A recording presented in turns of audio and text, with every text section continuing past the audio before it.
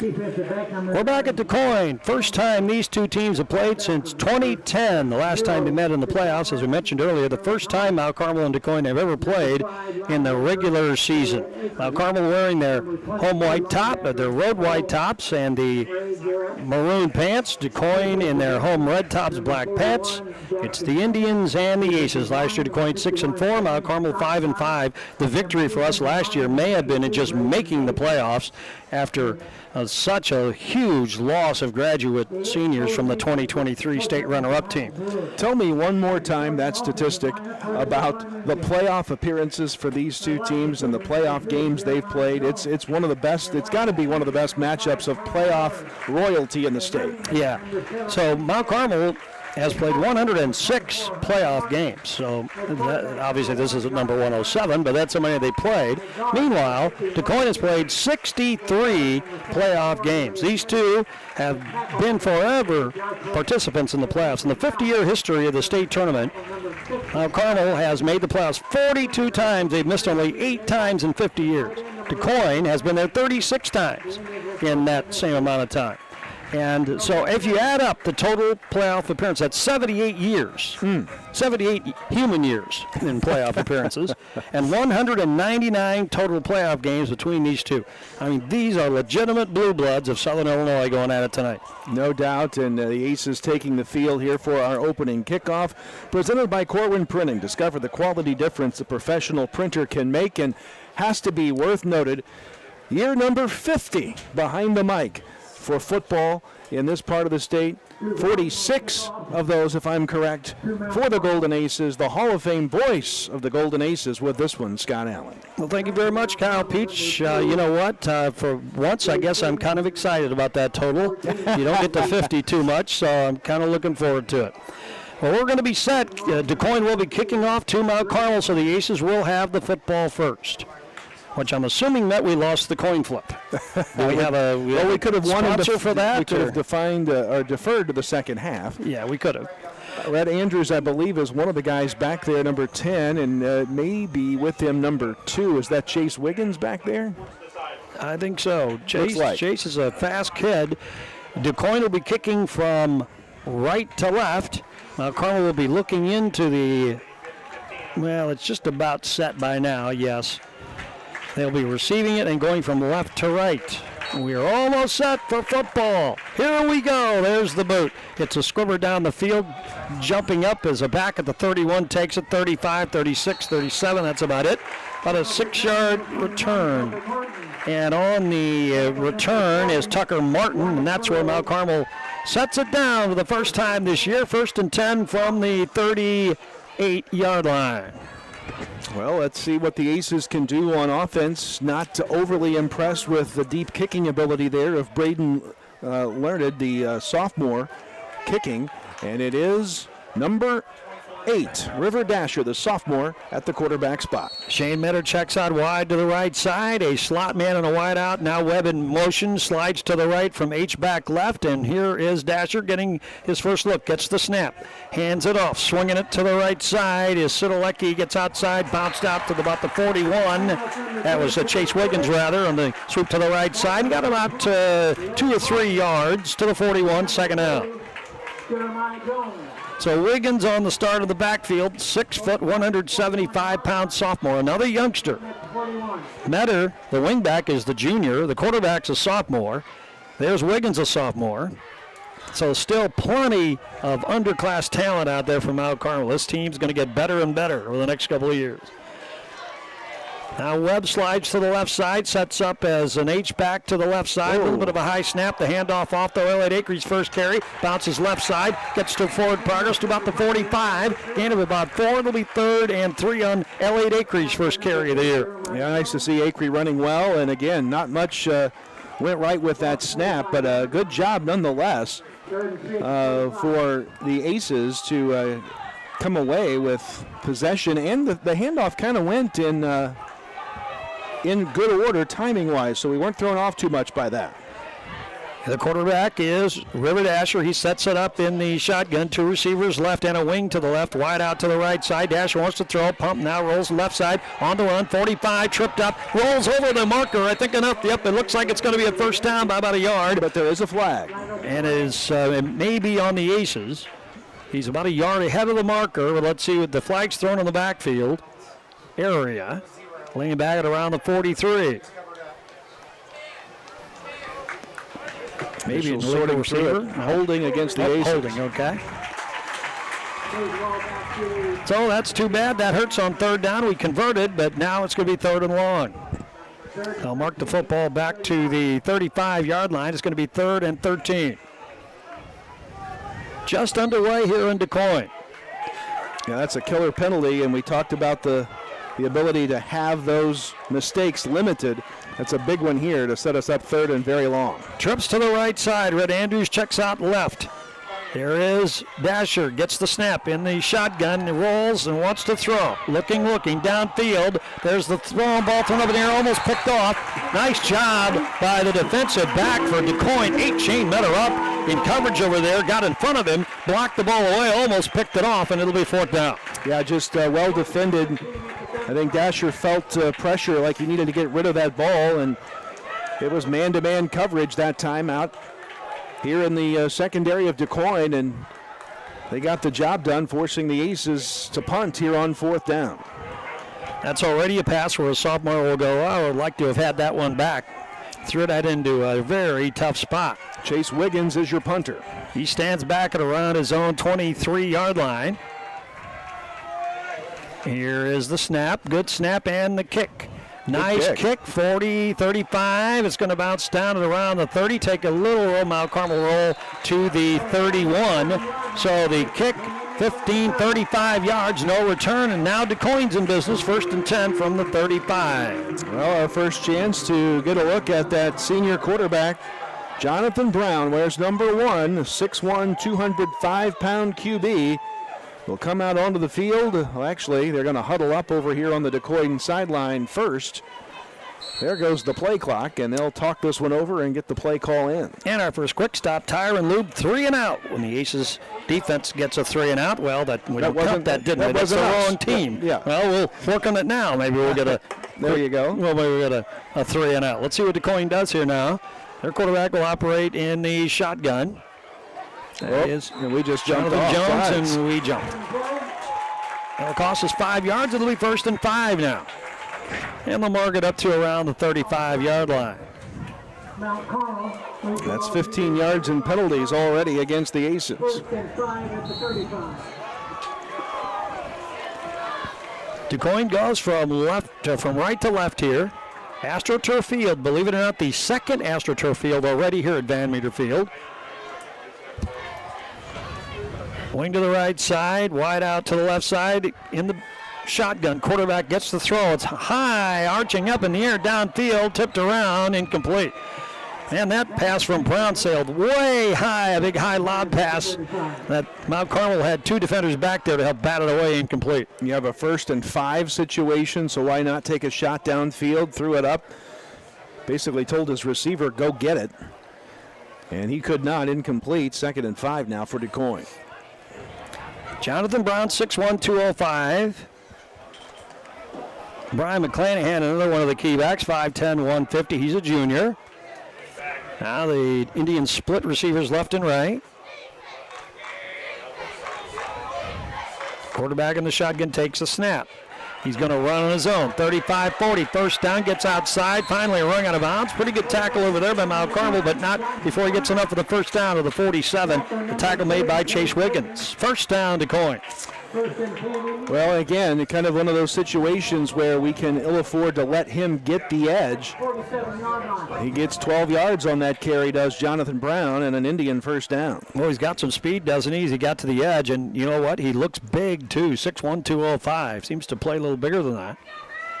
Pretty quick. A veteran senior on this DuQuoin team. They do not have any freshmen on their roster. Mount Carmel has 12 to show you the age difference on the rosters, and yet that's an improvement for Mount Carmel over last year. Here is the quarterback, going to run it himself, cuts it up in the lane, gets a first down, gets outside. He's in open field, down to the 30, 25, 20, down the right side lanes. He's going to score. Touchdown. That is a run of 53 yards by Jonathan Brown, and DuQuoin's off and running. They lead 6-0. Well, that didn't take very long. It didn't take very long at all. 53 yards on the touchdown scamper from Brown. It took all of 2 plays, and just like that, the home team has grabbed the lead. 9:40 to go in the first period.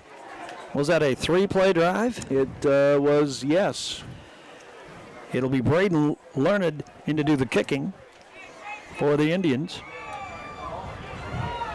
DuQuoin an early lead here, 6-0. And here's the snap, ball down the kick away. And it is good. Just like that, DuQuoin with your early lead. They lead 7-0. Here's our first look at the Jade Investment Advisor Tim Phillips scoreboard for the year. DuQuoin 7, Mount Carmel nothing. Back with a kick in 1 minute. At Wabash General Hospital, we're more than healthcare. We are part of the team. Our athletic trainers proudly serve 13 area high schools and 3 junior colleges, standing on the sidelines and in the AT rooms every day. From keeping our athletes healthy to helping them chase their dreams, we're here for every student athlete, every game, every step of the way from injury to return to play. At Wabash General Hospital, caring for athletes is our game.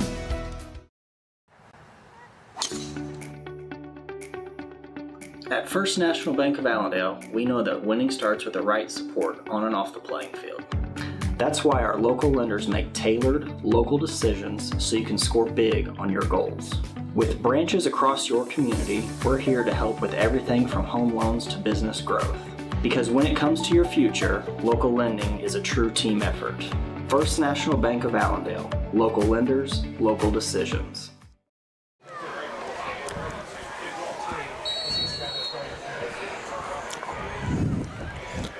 Here's the kick. Another short kick taken by an upback from Mount Carmel. 44-yard line is the return man. And it looks like Martin again on the return. So Tucker Martin just returned a short kick into a pretty good spot for Mount Carmel at around the 40-yard line. The 45. And that's where Mount Carmel takes over. A little better start for this possession. But now we're playing from behind. It's 7-0 DuQuoin here. Well, the Aces have just got to get something going. Just had something going in the opening drive, but a holding penalty took us away from a would-be series of positivity there. And now let's see if we can march penalty-free for a little bit. The Aces come out and trips to the right side again. This time, a little confusion on the handoff. I think Dasher kept it. Oh, did he end up keeping it? Yep. Goes to the left side. The young sophomore did. And to give him a gain of 1 on the play to the 47, call it 2, 2nd down and 8. Yeah, had a penalty, and that was our bugaboo last week in the scrimmage, and Michael Brewer commented on it post-scrimmage. We were making too many mistakes on offense. Defense looked pretty good last week. Now here's Dasher, wings both ways, handoff, up back, cracks into the line. He can't quite wiggle for much more than that. A short gain, if any, that time by the running back for Mount Carmel. And on the carry that time, it was Militoni. Yep. I'm not sure. He maybe got a yard of progress there, it looks like. 3rd and 7 coming up. We're trying to establish ourselves up front. We think we got the better line play at this point. Now they just got to start to do that. Most of the time last week, the Aces won the battle up front against Carmel. Now 2 receivers left. Now Webb goes left, and they're going to throw his side. Pass is caught by Shane Metter. Gets down the left side. First down inside the 40. Down to the DuQuoin 36. With Shane Metter doing a lot of running after that catch. A gain of, call it 17 yards. First down. And the first down of the year, brought to you by 10 Pins Bowling Center. Good to see that. Good to see the Aces moving well there and showing us that maybe we may have to go to the air a little bit more than maybe we first wanted to here. That little swing pass. 2 receivers left, 1 to the right. Webb inside to the short side left. And there's Dasher. Quick little flip throw, and it's almost picked off. It is. You're caught. What? Somebody caught it over there. It was deflected around that. Did we catch it? 51. Oh, so it deflected and caught by a lineman then. Sam Strockbine ended up with that football. So they almost picked it off, and it tipped up in the air, and Strockbine, the lineman, ends up with the football after it had been deflected, I guess. A loss of 1 yard on the play. And so, second down. That would have been a pick six easy. Almost too soft of a pass that time. So now it is 2 by 2 of the receivers, short side left, Dasher in the shotgun. With Webb now lined up as a wing to the right side. Long signal count, and there's the snap. Back. Wants to throw. Does. Looking for Webb. It's tipped around, incomplete. On the vertical pattern down the middle of the field, the ball a little bit underthrown, tipped by a defensive back, incomplete. Well, Jeremiah Jones, number 2, a 5'11 senior, leapt up and swatted that one away to make it third down. A good defensive play. Webb was in the vicinity. Jones just got his paw on it, knocked it away, and it's 3rd and long again. Are the lights now just starting to come on here at DuQuoin? They are those funky lights that point straight down they almost, also so they are sometimes. on. Yeah, it's awkward out there. So now 2 by 2 in the receivers, swing to the right side. That is Webb, and here is the quarterback. He fires to the right. It's tipped around and picked off by DuQuoin out of the air. Did he pick it up off the ground? Well, he picked it off. He picked it off. The ball was tipped and intercepted as the quarterback Dasher was hit. Pick off by DuQuoin, and they've got the football again. Well, he was hit from behind. Yeah, the lights are flickering literally here at DuQuoin. And when they make a big play, they somehow flicker the lights. That's what's going on here. But more importantly, Dasher was hit from behind, and now DuQuoin has the football. And a pretty good field position at their own 45-yard line. That one scored it up in the air. Remember, we had that one pass that almost was picked off. In fact, we were just lucky to end up with a football off a deflection, and now that. Well, the Aces haven't had the greatest of starts. One drive kind of ended on a penalty, this one on an interception. And here's Jonathan Brown. There's an end-around handoff to the wingback, and hits by one man. Now another. It's a long first down run. That one by Jeremiah Jones all the way down to the Aces' 35-yard line. 19 yards for an Indian first down, and number 2, Jones, nearly broke another one off. Strockbine ends up bringing him down, and we missed a couple of tackles there. The Aces, I think, bit a little bit on the quarterback heading to the opposite side of the field and didn't really key on Jones, another senior, on this Indian squad coming back near side. Now it's 1st and 10. They're set up shop at the 36. So here come the Indians now. Everything's a little tighter in their formations. Mount Carmel a little more of the spread team. And there's the quarterback keeps. Rolls left side. Now he's hit and dropped by the Aces. A little better play that time by the Aces defensive front. A short gain of about 3 by the ball carrier, the quarterback, Jonathan Brown. Strockbine and company in there on the stop for the Aces. 2nd and 7 now for the Indians, as the Aces look to try to keep from being down 2 scores here in the first quarter. 6 minutes to go, first frame. DuQuoin does have the lead. It is 7-0. Receiver split, a wing to the left side and a back with the quarterback, and now Carmel just jumped. So that'll cost us 5 yards and bring up a 2nd and short now. About 2nd and 2. They'll mark the football at the 28-yard line. Brown has already scored once from 53 yards out at the 9:40 mark. Mount Carmel has struggled a little bit on offense. So now let's see what the Indians do. They send trips to the right side, receiver to the left as well. One setback.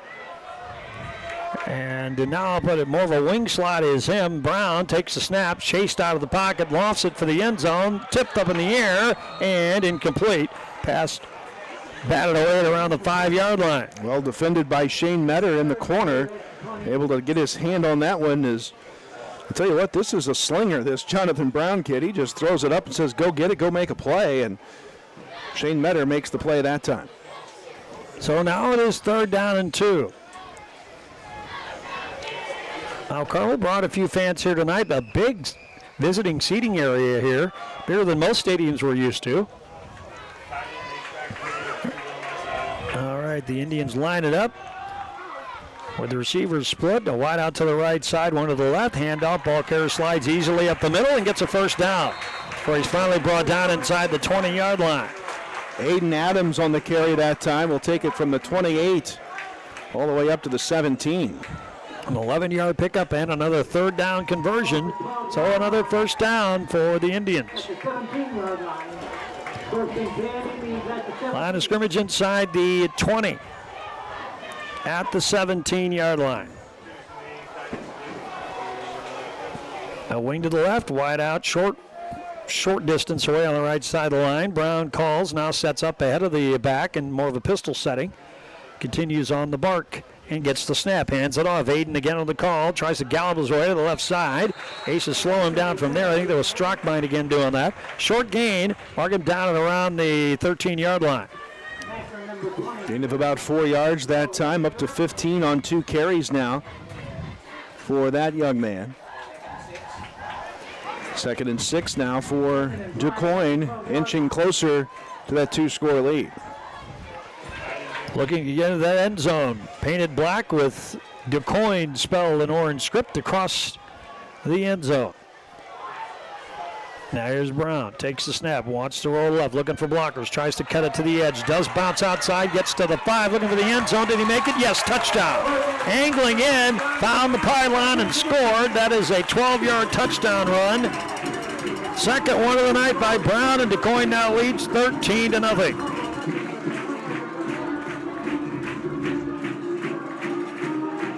So big lead now for the Indians with 4:15 to go here in the first period of play. So that's 7 yards, I believe. Oh, they called 7. It wasn't 12? Oh, was it 12? It may have been. It may very well have been. So now it'll be Learned trying to tack on the 2nd PAT of the season for the home team. There's the snap, ball down, the kick away. And it is good, and DuQuoin does grab that lead. Well, the Jade Investment Advisor Tim Phillips scoreboard now favors the home team by even more. It's DuQuoin 14, Mount Carmel nothing. 4:15 to go. First frame back in 1 minute. Summer savings are here at Steve Faulkner Automotive. Get a 2025 Explorer up to $5,100 off. And get a new 2024 F-150 up to $13,600 off. See them all at SteveFaulknerAutomotive.com. Get hot summer savings at Steve Faulkner Automotive. Get a 2025 Grand Cherokee L lease for $433 a month, or a 2024 Dodge Hornet up to $12,330 off. Come in and get yours today and go to SteveFaulknerAutomotive.com. The Wabash County Drug-Free Community Coalition is dedicated to reducing and preventing youth substance use by connecting our community, empowering families, and engaging youth through education, advocacy, and local events. Founded in 2023, we unite leaders from all sectors of Wabash County to create lasting positive change. Want to get involved or learn more? Follow us on social media or join us at our next event. Together, we're building a safer, stronger Wabash County.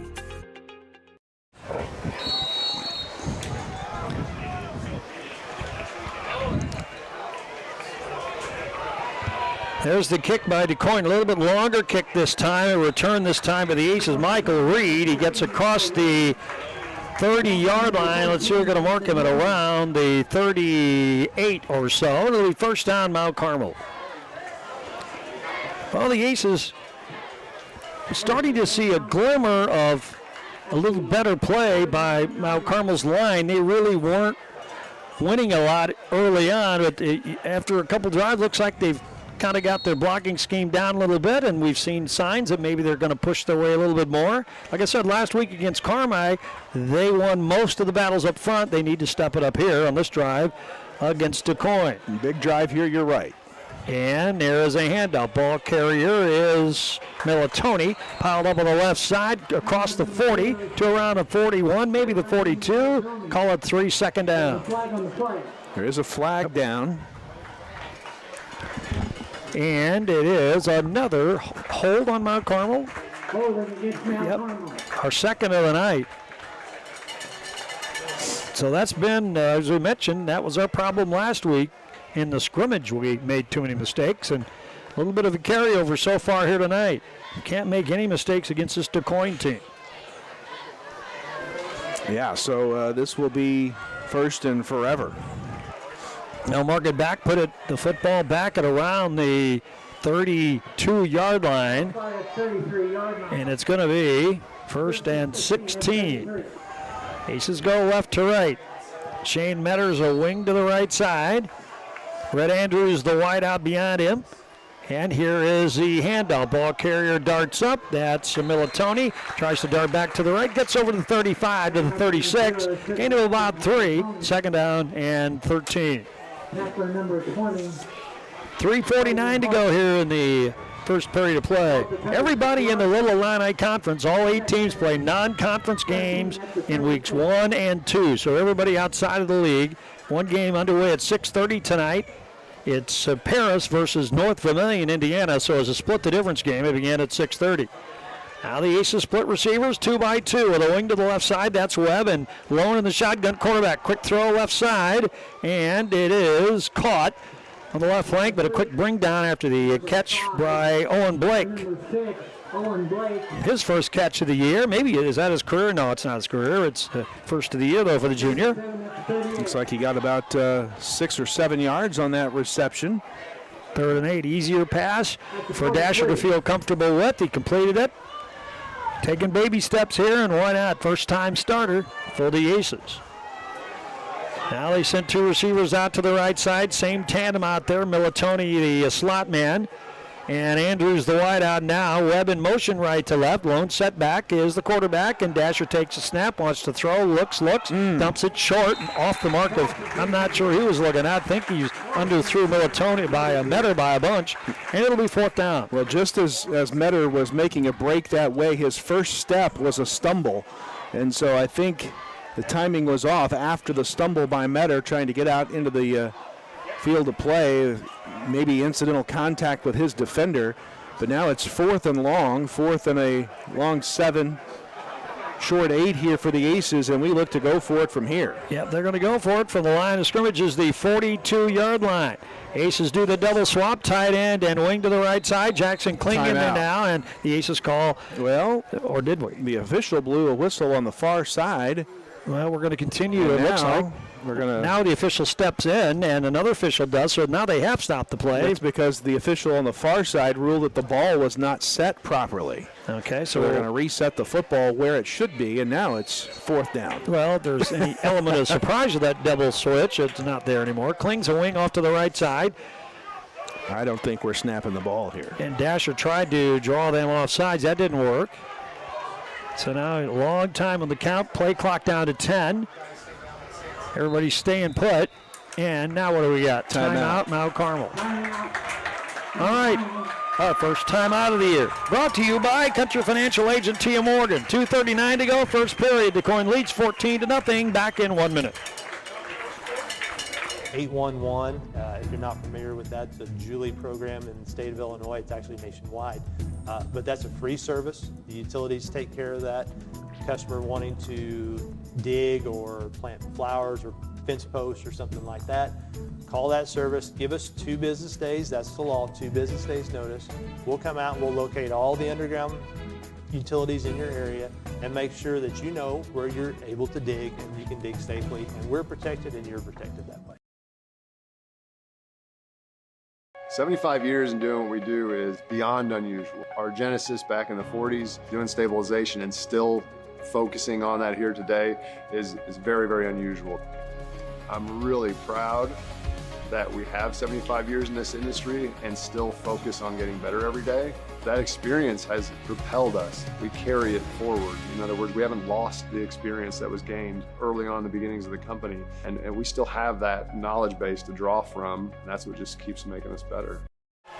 It is 4th down, and the Aces are going to punt away. Chase Wiggin gets a high kick underway. It takes a Mount Carmel bounce, a little bit of one, and lands at the 32-yard line. So a kick of 26 yards, no return, and DuQuoin takes over. 1st and 10 from their own 32. 2:30 to go, first period. It's all Indian so far, 14-0. Well, partner, the Aces just haven't been able to get anything sustained going, whether it's penalties or, we didn't get a block and the quarterback got hit, threw an interception as a result. We just have kind of had those beginning of the year first game mistakes, and DuQuoin has yet to make one. Yeah, and we surely can't get down 3 scores to this team in the first period, so we've got to stop them right here. They go from right to left. Quarterback, of course, is Jonathan Brown. Big kid. And he will hand it off. Running back counter escapes one tackle, bangs over another kid all the way over the 40, gets a first down, is still running. How about that by Aiden Adams? He's 5'10", 190, so he's no small dude, a junior. He used that leg thrust to bounce over a couple guys, get the first down. Yeah, just got 11 yards on will. He looked to be wrapped up for a minimal gain, and then all of a sudden escapes and gets 11 yards and moves the chains. And they pushed us around a little bit inside during that. Line of scrimmage now to the 43-yard line. Clock nearing the 2-minute mark. Indians are going to be content to work a little more clock now. Jones flanks out wide to the right side, a receiver to the left, 1H back, and the setback has a quarterback right next to him, and now DuQuoin calls timeout. So it is opening night. Nothing's perfect either team. Sometimes they get a little confused and have to call for a break. Timeout's brought to you by Country Financial Agent Tia Morgan. DuQuoin, your leader, 1:57 to go, first period, back in 60. Meet the dentists at Comprehensive Dental Care of Mount Carmel. Dr. Bryce Miller has proudly served the residents of his hometown for over a decade, bringing advanced training in the field of implant and cosmetic dentistry to the local community. And Dr. David Miller has been practicing now for 40 years. In that time, his goal has remained the same: to provide patients with high-quality care tailored to their health and well-being. Let our team at Comprehensive Dental Care put our quality, compassionate care to work for you. Give us a call today. This is no ordinary cup. This Scooter's coffee cup was served with a genuine "so good to see you again" smile. This cup has a little boost of energy just for you. This cup came with extra whip for good luck. We lost! You'll get them next time. This Scooter's coffee cup was made by your favorite barista for her favorite customer. So go ahead, scoot on around. Amazing people, amazing drinks, amazingly fast. Scoot on around.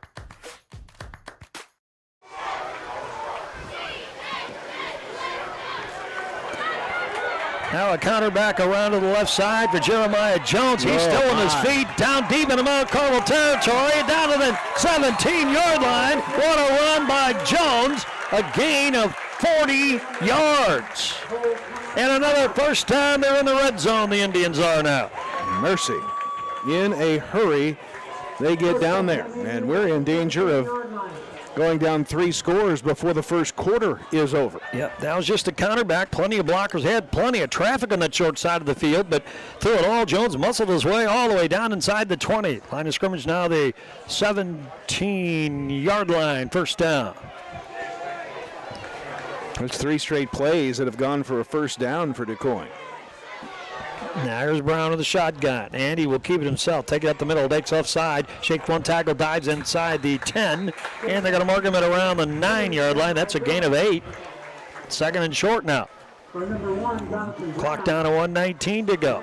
Brown at 88 yards on the day already. Yeah, it was hard for us to gather stats on DuQuoin. They do not keep stats, at least publicly, so they weren't on Max Preps or any other normal site, so we had nothing from last year to go off of. So let's see what the Indians do here. They're looking to finish off their 3rd scoring drive of the game. Receivers are split, quarterback in the shotgun. He's going to hand off to the lone setbacks, escapes one tackle and tumbles his way down to around the 5-yard line. That was Adams on the carry. Looks like it will be a first down, I think. Close to it, but they have not signaled that yet. They say Metter on the stop for the Aces. It is a first down. 46.5 seconds to go, so they'll start the clock here in a moment too. It's first and goal for DuQuoin from just outside the 5-yard line. And the clock is running. 14-0 DuQuoin. What will it be here in a few seconds? Adams a setback with the quarterback Brown. He's in the shotgun, gets the snap, follows his blockers, darts inside, left wing's going to make it in. He did, touchdown. Kind of an easy run for that that big pounding quarterback, Jonathan Brown, his third touchdown of the game already. 22.8 seconds to go, and it's now 20-0 DuQuoin.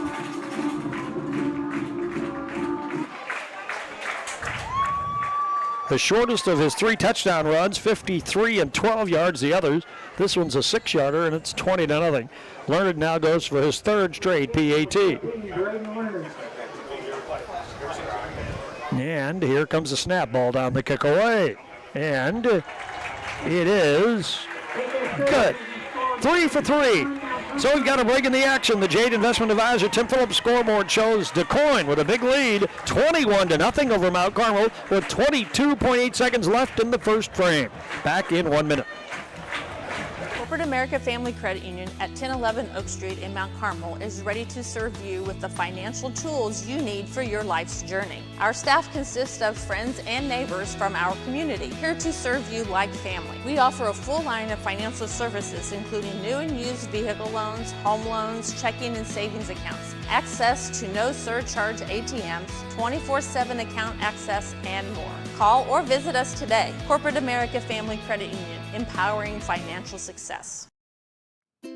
Buy Low is Mount Carmel's local grocery destination, proudly serving the community with fresh products, friendly faces, and great deals every week. From our fresh deli and bakery to a wide variety of produce, fresh cut meat selections, and even an Ace Hardware, we've got everything you need, all close to home. Stay updated on all the savings at myiga.com or follow us on Facebook at Mount Carmel Buy Low for the latest specials. Shop local, save big at Buy Low, Mount Carmel's hometown store. Now Carmel on the kickoff return will get out near the 40-yard line. Still not brought down the return man. Reed on the carry, kept powering his way. They're going to mark him at around the, let's call it the 37, 38-yard line. That's where Mount Carmel will take over with 14.2 seconds to go in the first period. At the 38-yard line. Well, this has not gone the way we thought it would go. Is that kind of an understatement, I guess, so far? I think DuQuoin maybe not has been as inexperienced as we might have thought.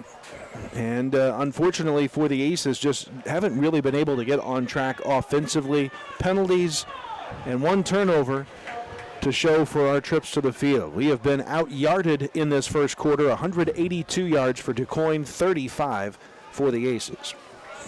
The quarterback, the sophomore Dasher, is in the shotgun. Hands it off. Ball carrier again is Militoni.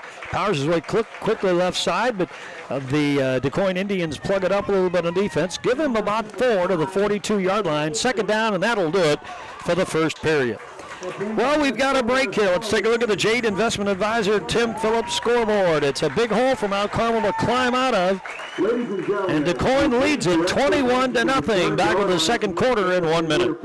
My name is Jacob Piskus. I'm from Oblong, Illinois, and I'm a part of the Ag Business Program here at Wabash County. I grew up on a row crop operation and also grew up showing cattle at the state and national level. Collegiate Farm Bureau here at Wabash Valley. We went to the Farm Bureau annual meeting in Chicago, so we got to network with a bunch of different people, and we accepted the Chapter of the Year award through Farm Bureau, so that was really fun. There's a lot more in the agriculture industry than I ever imagined, and coming here has kind of helped me to learn about some of those things. This is where I felt the most comfortable, and I'm glad I made the decision. At Wabash General Hospital, we're more than healthcare. We are part of the team. Our athletic trainers proudly serve 13 area high schools and 3 junior colleges, standing on the sidelines and in the AT rooms every day. From keeping our athletes healthy to helping them chase their dreams, we're here for every student athlete, every game, every step of the way, from injury to return to play. At Wabash General Hospital, caring for athletes is our game. We are set to start the second quarter. The Mount Carmel Aces will start with a football from their own 42-yard line. And they're trailing in this one 21-0. Second quarter underway. Elliott Akery gets the call. Powers to the right side. Turns it up across the 45 to maybe short of the 46. Long 3, maybe 4 for the Mount Carmel running back. Akery's third carry of the day, 10 yards. That's the leading rusher that Mount Carmel has. And now it's third and short, 3rd and 3 here. Second quarter just underway. 3 touchdowns for Jonathan Brown. 53, 12, and 9 yards away.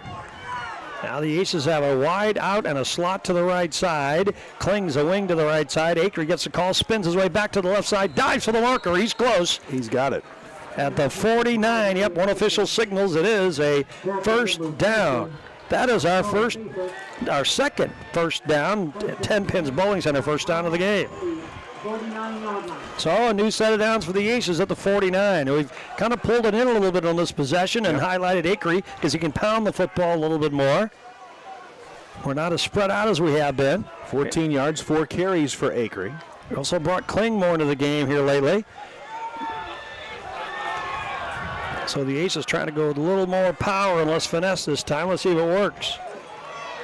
And there is the quarterback throws to the right side. Pass is caught over in the flats by Red Andrews. He's immediately brought down. Mark it to around the 45 of DuQuoin. So a gain of about 6 on the play, maybe 7, second down. On the completed pass. Good pass, good catch out there. As Dasher throws to Andrews for 6. Giving Dasher assignments he can handle now with the young sophomore in the air. Now short side right, we've got 2 backs going that way, and there's a runner going towards the first down marker. Did he make it? I think he did.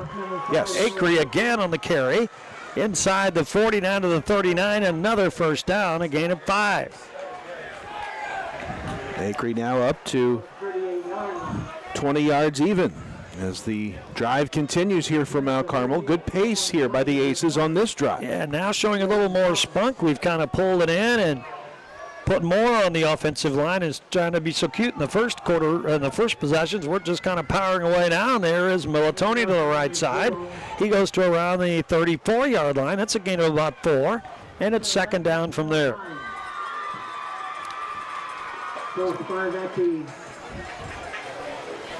Also, again, the Aces playing with good pace, able to move the football around and showing some signs of life here on the opening drive of the second quarter of play. And here is now trips to the short right side. Militoni, nice undercut by DuQuoin. Ball almost stripped away. Nicely done by the Indians on defense. That was a potential first down run because he was running towards his receiver was going to help block, and he didn't get much out of that, Militoni. Gain of 1, third down, and we'll call it 6 for the Aces from the DuQuoin 34. Yeah, just no gain on that play. So the Aces again cram it up with 2 receivers and a wing to the short side, right side. Dasher now hands it. No, he keeps it himself. Powers to the right side, looking for the marker. It's not going to get there. Now he's repelled back. Let's see where the marker's forward progress. Looks like the 32. So a couple of yards there is all Dasher could get. And now the Aces will face a fourth down here. Yeah, finally, there they move the chain. About 4th and 4, the marker, I should say. But still fourth down. Let's see if the Aces can come through here. They'll go for it from here. And down 21-0. They got to keep it going. Andrews checks out to the right side. Metter does as well. Wing that way. Dasher calls. Steps down. Was he going to try to call him up? He's got Kling to his left. H-back slides right. There's the handout. Quick throw. Slant pass. Caught. First down.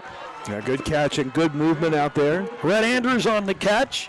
And they mark it down to around the 27. So the Aces move the football, gain of 5. First and 10 Pins Bowling Center first down on another completion from Dasher to Andrews. And a good job by Rhett to know where he had to get to that spot, make the catch, get the first down, move the chains. And putting Dasher in positions where he can make those throws, those swing passes, those slant passes, and it's starting to work a little bit. This time he keeps. Nice job. Shakes off a defender and shuffles his way all the way to the 16-yard line. The sophomore quarterback does. Big gain there. Longest single play rushing play of the night with the Aces. Gain of about 8. Yeah, they back into for the first time. The Aces are in the Big R Farm and home red zone as Dasher picks up 8 or 9 yards right there. So second down and a long one for the Aces. Going to that same formation to the short side of the field. We're filling the box out there with 3 guys. Chain gang slow to get set on the far side. That's the delay here. We're down to 7:40. Actually, it's a first down here. Oh, they call it a first down. Maybe they were measuring that, huh? So first down for the Aces, 7:43 to go, and now Acre gets the call. Slides right, tries to dart up the middle, gets a little running room down near the 12-yard line. Gain of about 5 on the play. Now we're starting to push the football around.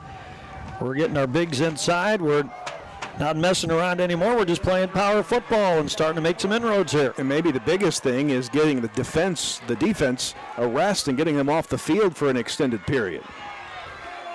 Now a little more space on that right sideline, and we line it up 2 by 2. There's Dasher. He's going to keep it himself. He's going to knock that out of bounds. I think a loss on the play. I think they'll mark him up the field a little bit. Yeah, he did get a little progress. They'll mark him at around the 9 to the 8-yard line. Yeah, maybe 2 or 3 yards. And let's see now where the down marker goes. It'll be 3rd and maybe 2. But 2 downs from here to go. Andrews and Metter check out wide to the right side. Kling's in the backfield with the quarterback.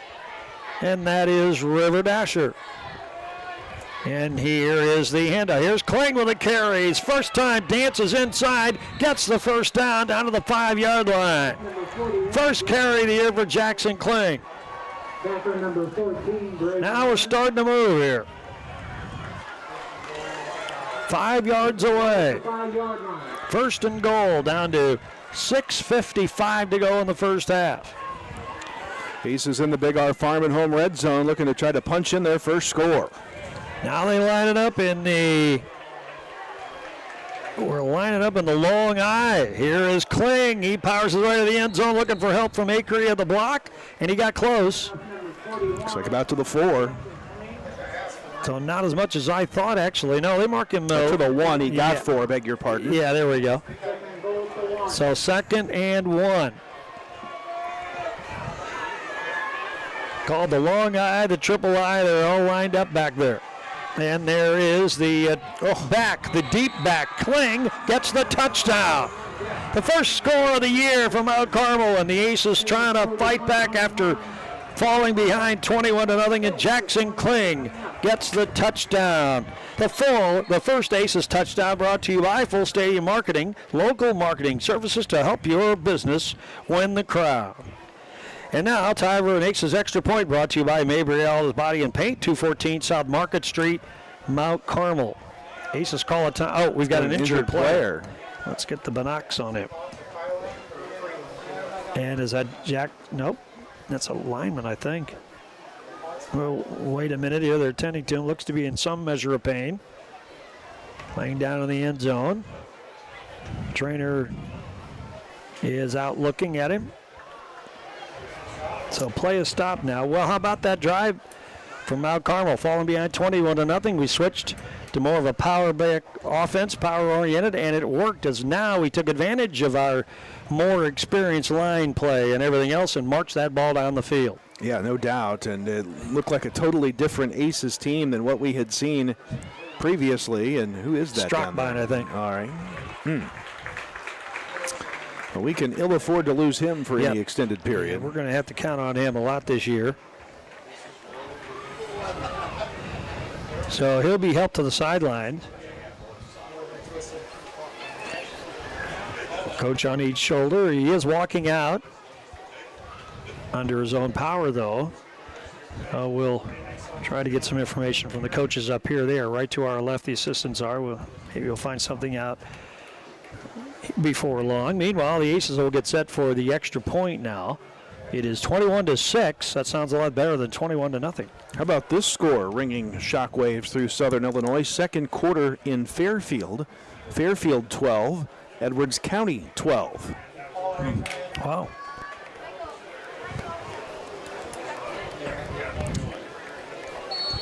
Well, the Aces will line it up to kick here. It'll be Wiggins. It'll be Dasher on the hold.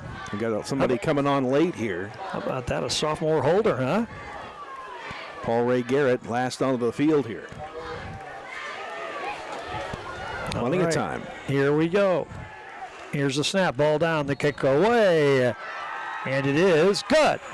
So the Aces convert a nice scoring drive. Mount Carmel gets on the board, and they're getting back into the ball game. The Jade Investment Advisor Tim Phillips scoreboard now reads DuQuoin 21, Mount Carmel 7, back in 1 minute. Introducing the Student Plus account from First National Bank, a free checking account designed for students and parents alike. With Student Plus, parents stay in control with real-time alerts and spending limits, while students learn to manage money safely and independently. Instant transfers, lost card protection, and customizable features make banking simple for the whole family. Getting started is easy. Just visit any First National Bank of Allendale branch with your student, set up mobile banking, and choose the features that work best for you. Student Plus accounts with First National Bank. Parents choose the controls, students learn responsibility.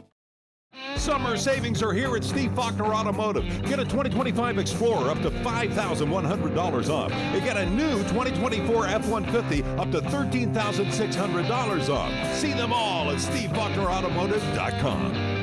Get hot summer savings at Steve Faulkner Automotive. Get a 2025 Grand Cherokee L lease for $433 a month, or a 2024 Dodge Hornet up to $12,330 off. Come in and get yours today and go to SteveFaulknerAutomotive.com. Chase Wiggins set to do the kicking for Mount Carmel. The Aces on the board after an impressive drive. It was predominantly on the ground, but even when we put the quarterback Dasher in the air, we gave him stuff that was easier to succeed, get his confidence up, and that'll fare well in the future for that young sophomore. Now the kick by Wiggins, picked up on a bounce by the up back of the 25, circles back to the middle of the field at the 30, 35-yard line, and he's dropped there. So DuQuoin starts at around their own 34-yard line after the Mount Carmel touchdown. Now, how about a stop, Kyle? Wouldn't that be something? You know that DuQuoin is going to get the ball to start the second half, so you really can ill afford to give up really any more scores. Yeah. In this half of play. I think, well, at this point, I'd just take one more score and get 21-14 and call it good for the half. That'd be amazing. Just get the ball back and get out again, because we seem to be working on a kind of a power game here that seems to be working, but that's going to take a little time off the clock. So we're down to 6:09 to go here. Just got to stop DuQuoin. That's something we haven't done yet. And they're close quarters again. There's a reverse handoff. Ball carrier sneaks outside to the right side, running room across the 40 to the 45-yard line. There is a flag. Carry that time is Jeremiah Jones. Driven out of bounds with a flag flies. Could this be the first against the Indians? We have a flag on the play. That would be helpful. Mount Carmel player kind of hobbling around a tad out there. It is a hold on DuQuoin. Holding against the Indians.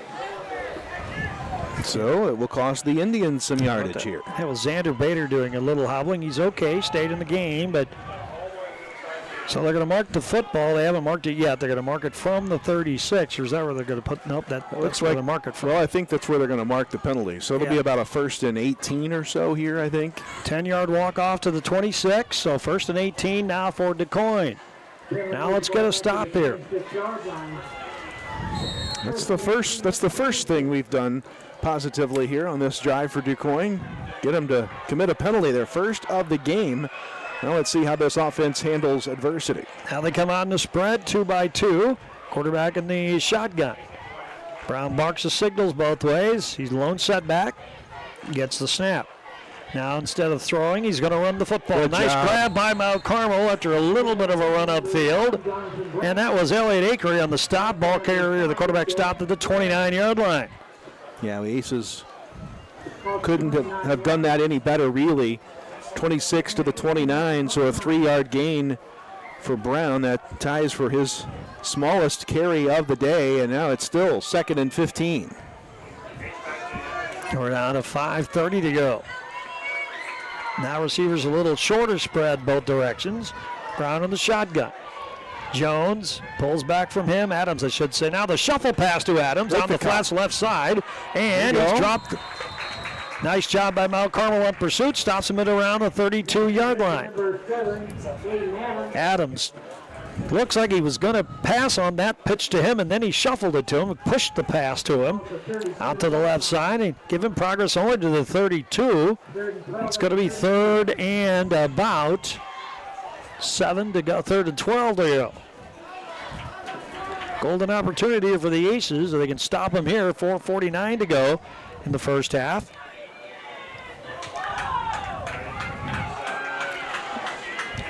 Well, big play right here for the Aces. Yeah, don't let them off the hook. They send trips to the left side, receiver to the right. Quarterback in the shotgun. Too much time. Delay of game.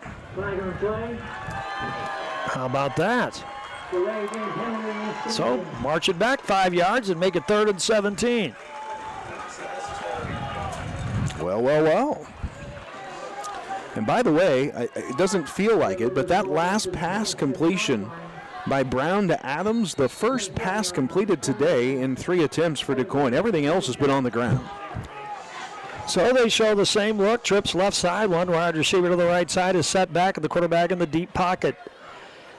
And he gets the snap. Rolls to his right. Looks like he wants to throw. Now he's going to run. 30. Aces knock him down. Good tackle. Flattened him at around the 34-yard line. Tucker Martin steps up. Wham! Into that quarterback, Jonathan Brown. The toughest hit of the day by the Aces on defense. Now it's 4th and long. We're down to 4:12 to go in the first half. And it looks like Mount Carmel might get the football back. The Aces drop Shane Metter deep. 4th and 10 after that 7-yard pickup. We still think they're punting here. He retreats down to the 40. DuQuoin takes her time. There's a snap. It looks like it's going to be a punt, and it is. It's a high puck. Fair catch called for by Metter at around the 32-yard line. So a kick of 18, 28, 34 yards and no return. Aces have the football. 3:50 to go. So we score a touchdown. Now we stop the Indians. Now let's get more points before halftime and go in measurably better than it looked for a while. Boy, it was 21-0. And it looked like we weren't going to do much. And all of a sudden, the Aces switched up the approach, switched up the attack. DuQuoin didn't really have an answer on that last drive down the field, and Mount Carmel scores. DuQuoin makes a couple of penalty mistakes here. And for the first time, the Aces get the stop defensively, keeping DuQuoin away from the scoreboard, and now the Aces have a chance to put scores on the board in back-to-back possessions. Now let's see what the Aces do on this drive, because DuQuoin has no doubt made an adjustment to that switch that we made on that last power drive, or do we just go back to the same thing until they stop us? Let's see. In the shotgun, there is Dasher, hands it off, and Militoni almost had the ball stripped away, countered back in the line, gets to around the 33, short gain, call it 1.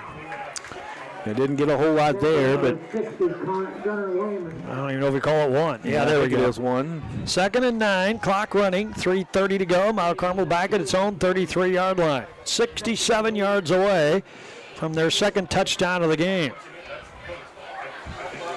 Clock will slowly become a factor here. This is not a hurry-up-and-go Aces team. 3:15 left, still a lot of time right at the moment. Here is Dasher with Militoni to his left. Militoni gets the call, powers left, they grab him, darts back in the middle, maybe gets a couple to the 35-yard line, and now it's 3rd and long for Mount Carmel. I'm telling you, I think they've got that play snuffed out. Well, they watched it march down the field on him. Now they've countered it a little bit with a couple of adjustments during the last series, and so we'll see the Aces what they do here. They put Metter in motion. Will they throw with the sophomore? Let's see. There's the snap in the shotgun. Quarterback does throw over the middle. The pass is almost caught. Nice little pattern in the middle, but just short of the receiver, incomplete, and it's 4th down. That pass intended for Andrews in midfield. Well, you just hate to see us come out 3 and out after the defense got the stop they'd been looking for, and now Carmel will likely punt the ball away here on 4th and 7 from our own 35. Yeah, we don't want to give them the football at that point. It was 2:32 to go. And it is 4th down. Well, wait a minute. Silly me. We're going to go for it. From our own 35-yard line. We have timeouts, and we will spend one right here. Are we just going to look until we get the timeout? We already called it. Yeah. So timeout on the field, brought to you by Country Financial Agent Tia Morgan. It's 21-7. DuQuoin, your leader. 2:32 to go. First half back in 1 minute. One of the things we want all of our customers to make sure of is that if you do install a generator, make sure that you have a properly functioning transfer switch. And a transfer switch will make sure that the generator is disconnected from utility service, and that protects your equipment and also protects all of our crews working on the line. If a generator is not hooked up correctly, it can send power back through that transformer, and then it can be high voltage in a dangerous situation. 75 years in doing what we do is beyond unusual. Our genesis back in the 40s, doing stabilization and still focusing on that here today is very, very unusual. I'm really proud that we have 75 years in this industry and still focus on getting better every day. That experience has propelled us. We carry it forward. In other words, we haven't lost the experience that was gained early on in the beginnings of the company. And we still have that knowledge base to draw from. And that's what just keeps making us better. Now Wiggins retreats and looks like punt formation. Nobody back for DuQuoin. There's the kick. It's tipped at the line, squirts up in the air, and darts down to a huge Mount Carmel bounce all the way inside the 50 down to the 45-yard line. What a break there.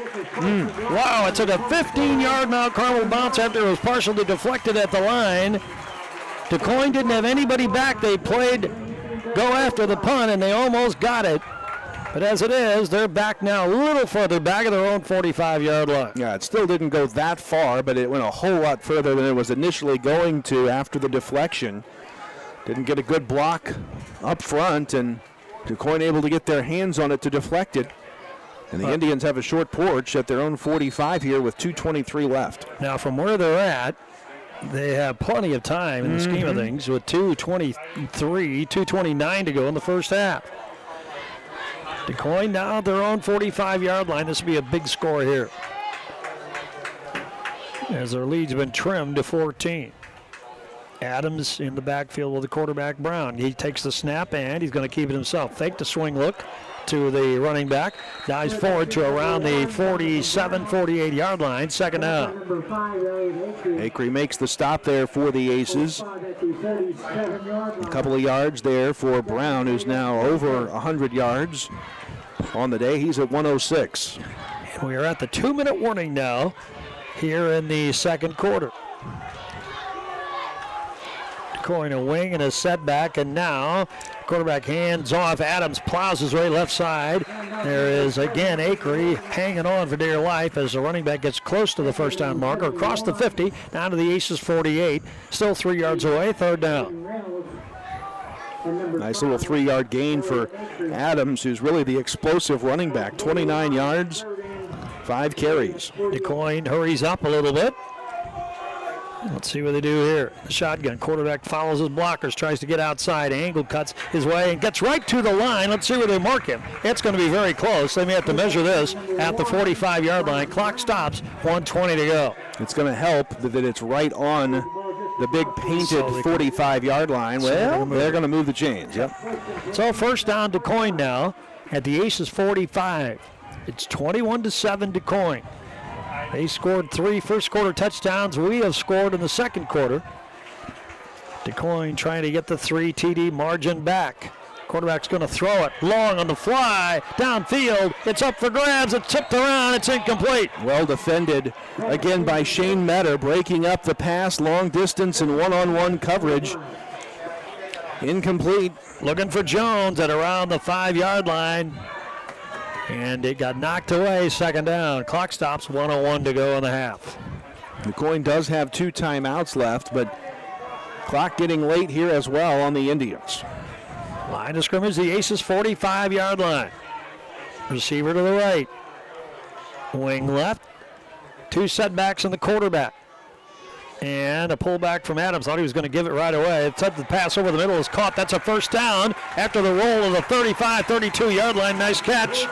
And a nice run after the catch, and it's a first down for DuQuoin. 14-yard gain there by Max Maynard, the tight end. His first target of the day, and it's a first down. Line of scrimmage to the 31. They hurry to the line. And now the quarterback is going to try to keep it himself. Angle to the left, turns it up at the 25, 20, almost broke it. Finally, the Aces converge and bring him down. I think another first down, though. Yeah, about a 12-yard gain. And around the 19, first down, 42.7 seconds to go. They'll start the clock, and DuQuoin will hustle up quickly to the line, and they do just that. There goes the clock. Do they have time to get more points in? Got to keep them out here if you're the Aces. Double wing set. Flags down. And as the snap is made, Somebody left early. A little bit of a different set and a hurry up by DuQuoin. That cost him there. A little mistake by somebody. It'll cost him 5 yards. Clock stops, 32.6 left. Let's hope that becomes a little bit more than a little mistake, huh? Let's hope that that's the 5 yards that keeps him out of the end zone here with 32 seconds left. Over getting the play call is Carter Miller from the sideline. Now a timeout called by DuQuoin. And we'll take the break, too. Timeout's brought to you by Country Financial Agent Tia Morgan.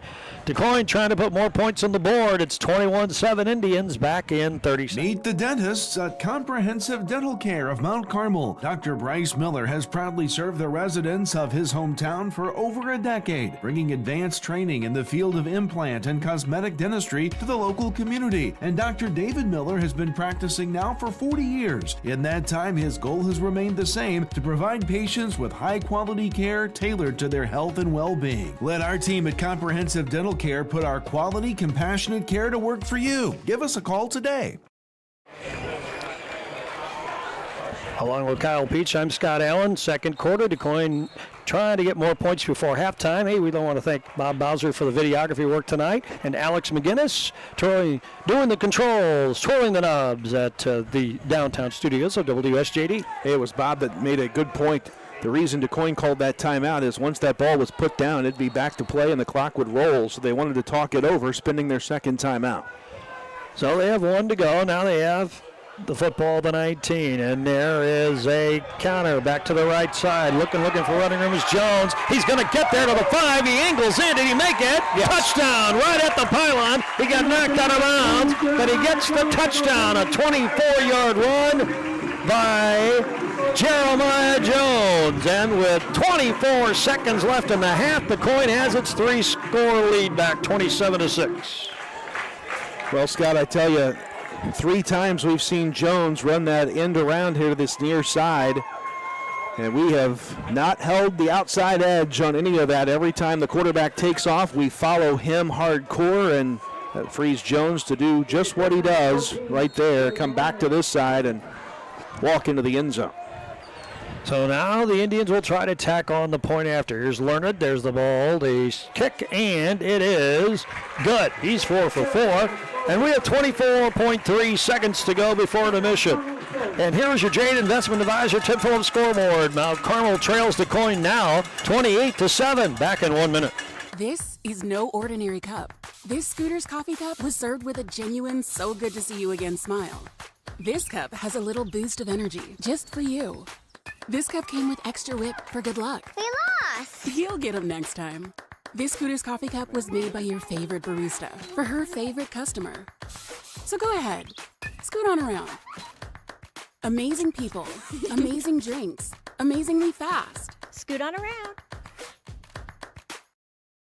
Corporate America Family Credit Union at 1011 Oak Street in Mount Carmel is ready to serve you with the financial tools you need for your life's journey. Our staff consists of friends and neighbors from our community, here to serve you like family. We offer a full line of financial services, including new and used vehicle loans, home loans, checking and savings accounts, access to no surcharge ATMs, 24/7 account access, and more. Call or visit us today. Corporate America Family Credit Union, empowering financial success. Well, Kyle Peach, how about a kickoff return right here? Well, that'd be just what the doctor ordered. I'd be all right with that. Here is the boot by DuQuoin. It'll be way too shy. Feel it out of the air, and that is Martin going across the 40, still going. Martin gets to around the 43-yard line. Tucker Martin has been our kick returner today. Done a good job, but now Carmel has only 18.9 seconds to work with here in the first half. They have the football 1st and 10 from the 43. Well, we do have one timeout if we want to get chancy with it here. I'm not sure that we will be. Yeah, we haven't had much luck with that kind of stuff today. The only real time we looked super on offense was during that power drive, so I imagine we'll just run a play, or well, we don't need to take a knee, but just run a play, I guess. Who knows? Maybe we're going to go for broke. We've had teams that have done that. So the Aces do have trips to the right side, a wing back to the left, and there he's in motion to the right, and he gets the handoff on the counter back to the right side with the carry. That is Chase Wiggins, and he gets to around the 47, gain of 4, and the clock will run out. 5 seconds to go, and that will do it for the first half. Thank you for joining us. Opening night football. It's been all DuQuoin here in the first half. The Jade Investment Advisor, Tim Phillips scoreboard and intermission. It is DuQuoin 28, Mount Carmel 7. Coming up in just a few minutes. The Keep Us Funeral Home halftime report. That's next. Keep it here. The Wabash County Drug-Free Community Coalition is dedicated to reducing and preventing youth substance use by connecting our community, empowering families, and engaging youth through education, advocacy, and local events. Founded in 2023, we unite leaders from all sectors of Wabash County to create lasting positive change. Want to get involved or learn more? Follow us on social media or join us at our next event. Together, we're building a safer, stronger Wabash County. At Wabash General Hospital, we're more than healthcare. We are part of the team. Our athletic trainers proudly serve 13 area high schools and 3 junior colleges, standing on the sidelines and in the AT rooms every day. From keeping our athletes healthy to helping them chase their dreams, we're here for every student athlete, every game, every step of the way, from injury to return to play. At Wabash General Hospital, caring for athletes is our game.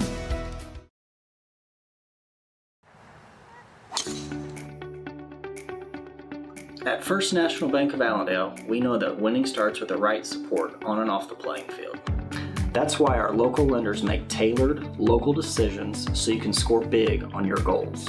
With branches across your community, we're here to help with everything from home loans to business growth. Because when it comes to your future, local lending is a true team effort. First National Bank of Allendale, local lenders, local decisions. Summer savings are here at Steve Faulkner Automotive. Get a 2025 Explorer up to $5,100 off. And get a new 2024 F-150 up to $13,600 off. See them all at SteveFaulknerAutomotive.com. Get hot summer savings at Steve Faulkner Automotive. Get a 2025 Grand Cherokee L lease for $433 a month, or a 2024 Dodge Hornet up to $12,330 off. Come in and get yours today and go to SteveFaulknerAutomotive.com. It's halftime here on opening night of the 2025 football season here at Van Meter Field in DuQuoin. It's time for the halftime show, brought to you by Keep Us Funeral Home. DuQuoin leads Mount Carmel at intermission 28-7 at this beautiful AstroTurf facility. Nice complex here at DuQuoin High School, and it's been all DuQuoin. The Indians scored 21 unanswered first quarter points. Mount Carmel countered with a touchdown drive of their own in the second quarter, but then just before halftime, 24.3 seconds before halftime, by the way, DuQuoin got its 3-score lead back with a touchdown run. Let's run down the scoring summary. It's been kind of easy to keep track of DuQuoin's stats, as I'm sure Kyle Peach will point out. It's really been the Jonathan Brown show in the first half. 6'1", 205-pound senior quarterback. He's done it all. Scored from 53 yards away, just a little bit longer, more than 2 minutes into the game, 9:40 to be exact, in the first period of play. A 53-yard scamper. Braden Leonard's PAT made it 7-0. Brown scored again later in the frame, a 12-yarder with 4:15 to go first period. Leonard's kick made it 14-0. And then Brown put the wraps on a first quarter hat trick with a third touchdown run, this one from 6 yards away with 22.8 seconds left in the frame. Leonard's kick made it 21-0 at the end of the first 12 minutes. Mount Carmel, after kind of flailing around a little bit on offense and really on a couple of drives causing their own demise with some penalties, shades of last week in the scrimmage, they finally settled down and began to push DuQuoin around a little bit. Finally, they worked out of the spread, went more of a power offense, and moved the ball down the field using the advantages of the more experienced front line. Aces have 3 starters back on that offensive front and some size, and started to make inroads. And finally, the Aces finished off the scoring drive when Jonathan Kling ambled in from 1 yard out. Chase Wiggins on the kick with 6:14 to go in the second period, and it was 21-7.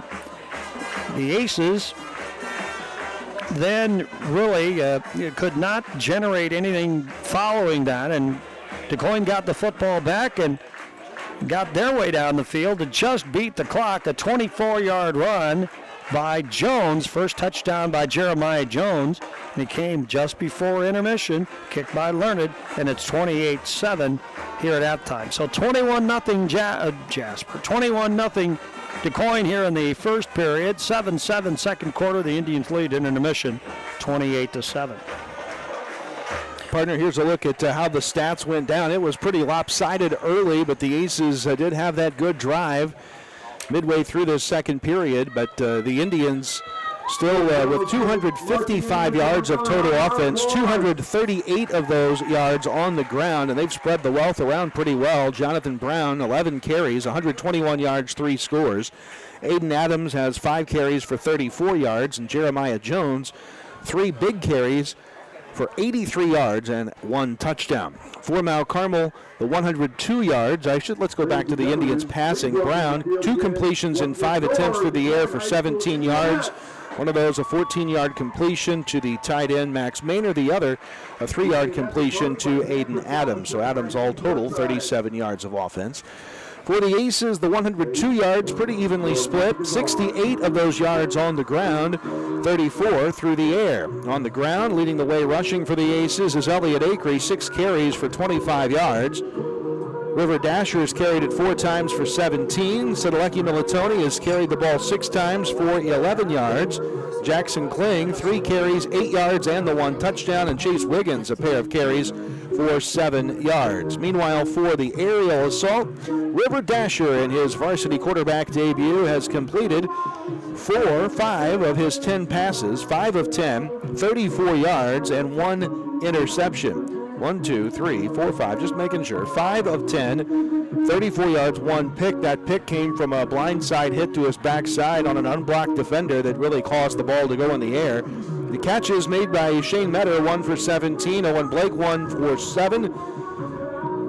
Mr. Strockbine, Sam Strockbine, although a lineman caught a deflected pass for a -1 yard gain, and Rhett Andrews, 2 catches for a combined total of 11 yards. Penalties have been big against the Aces at times. DuQuoin had 1 take them out of the offensive rhythm as well, but more of the mistakes, unfortunately, have fallen on the Aces side in this first half, and that shows a little bit on the scoreboard. Yeah, and here we have a sophomore quarterback, a first-time starter, and he looked nervous a little bit, but I was really buoyed by finally that the Aces put him in spaces where he could succeed a little bit more, swing passes, slant passes, things like that, things he could control that he's good at. He throws a very good football. We saw it on display last week. I know 1 good pass out of the trips formation to Webb against Carmel last week, just ate him up. But really, we haven't been able to put him in those kind of positions where he's comfortable back there. He is just a young sophomore, but we're determined to make this work. And so there were some bright spots, and certainly some bright spots with the offense when we finally put the linemen in a position where they can flex their muscles and win those wars up front. We saw a lot of that last week against Carmel. We definitely saw it in the second quarter once we finally got them in spots where they could succeed. Yeah, and this game isn't out of reach yet, but it is going to take some adjustments here at halftime. We'll see what changes the Aces will make in the locker room. Probably more changes, you would think, would happen at halftime in a Week 1 game than maybe any other the rest of the year. Yeah. And we'll see what Michael Brewer and the staff can come up with as far as those adjustments as we get ready here for the second half in just a bit. Well, you're listening to the Keepus Funeral Home Halftime Report. We're going to take a 2-minute break. Kyle Peach has lined up with all the scores from the area, and some of these teams have thrown up some big numbers on opening night, so we'll tell you all about that. That's next in 2 minutes. Keep it here. At Wabash General Hospital, we're more than healthcare. We are part of the team. Our athletic trainers proudly serve 13 area high schools and 3 junior colleges, standing on the sidelines and in the AT rooms every day. From keeping our athletes healthy to helping them chase their dreams, we're here for every student athlete, every game, every step of the way, from injury to return to play. At Wabash General Hospital, caring for athletes is our game.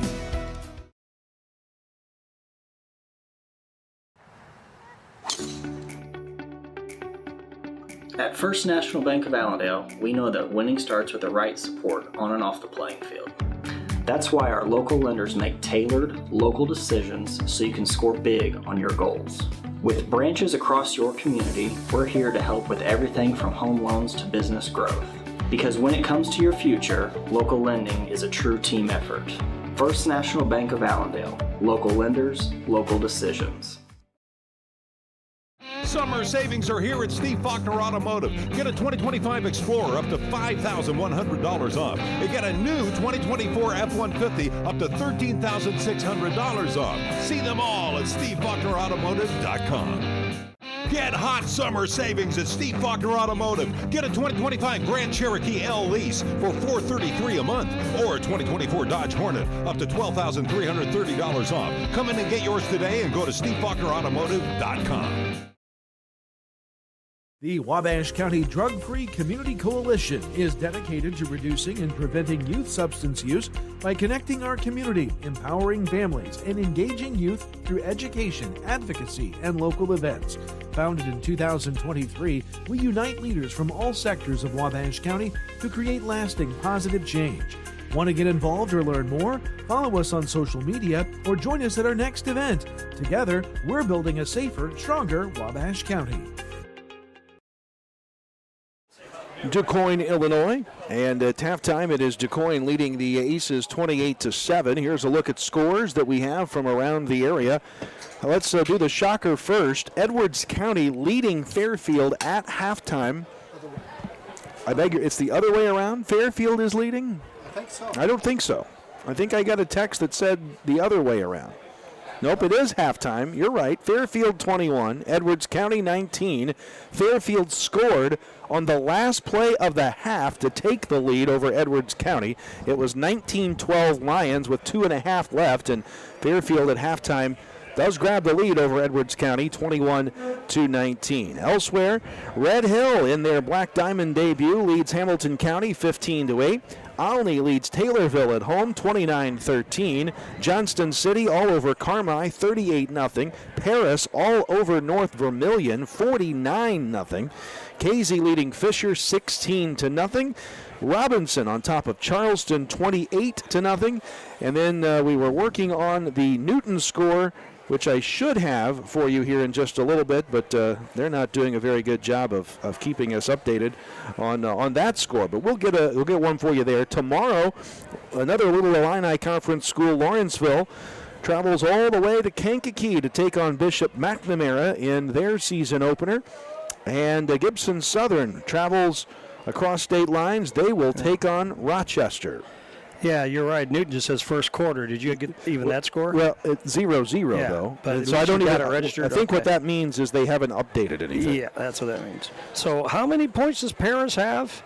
49 in the first half. Oh man.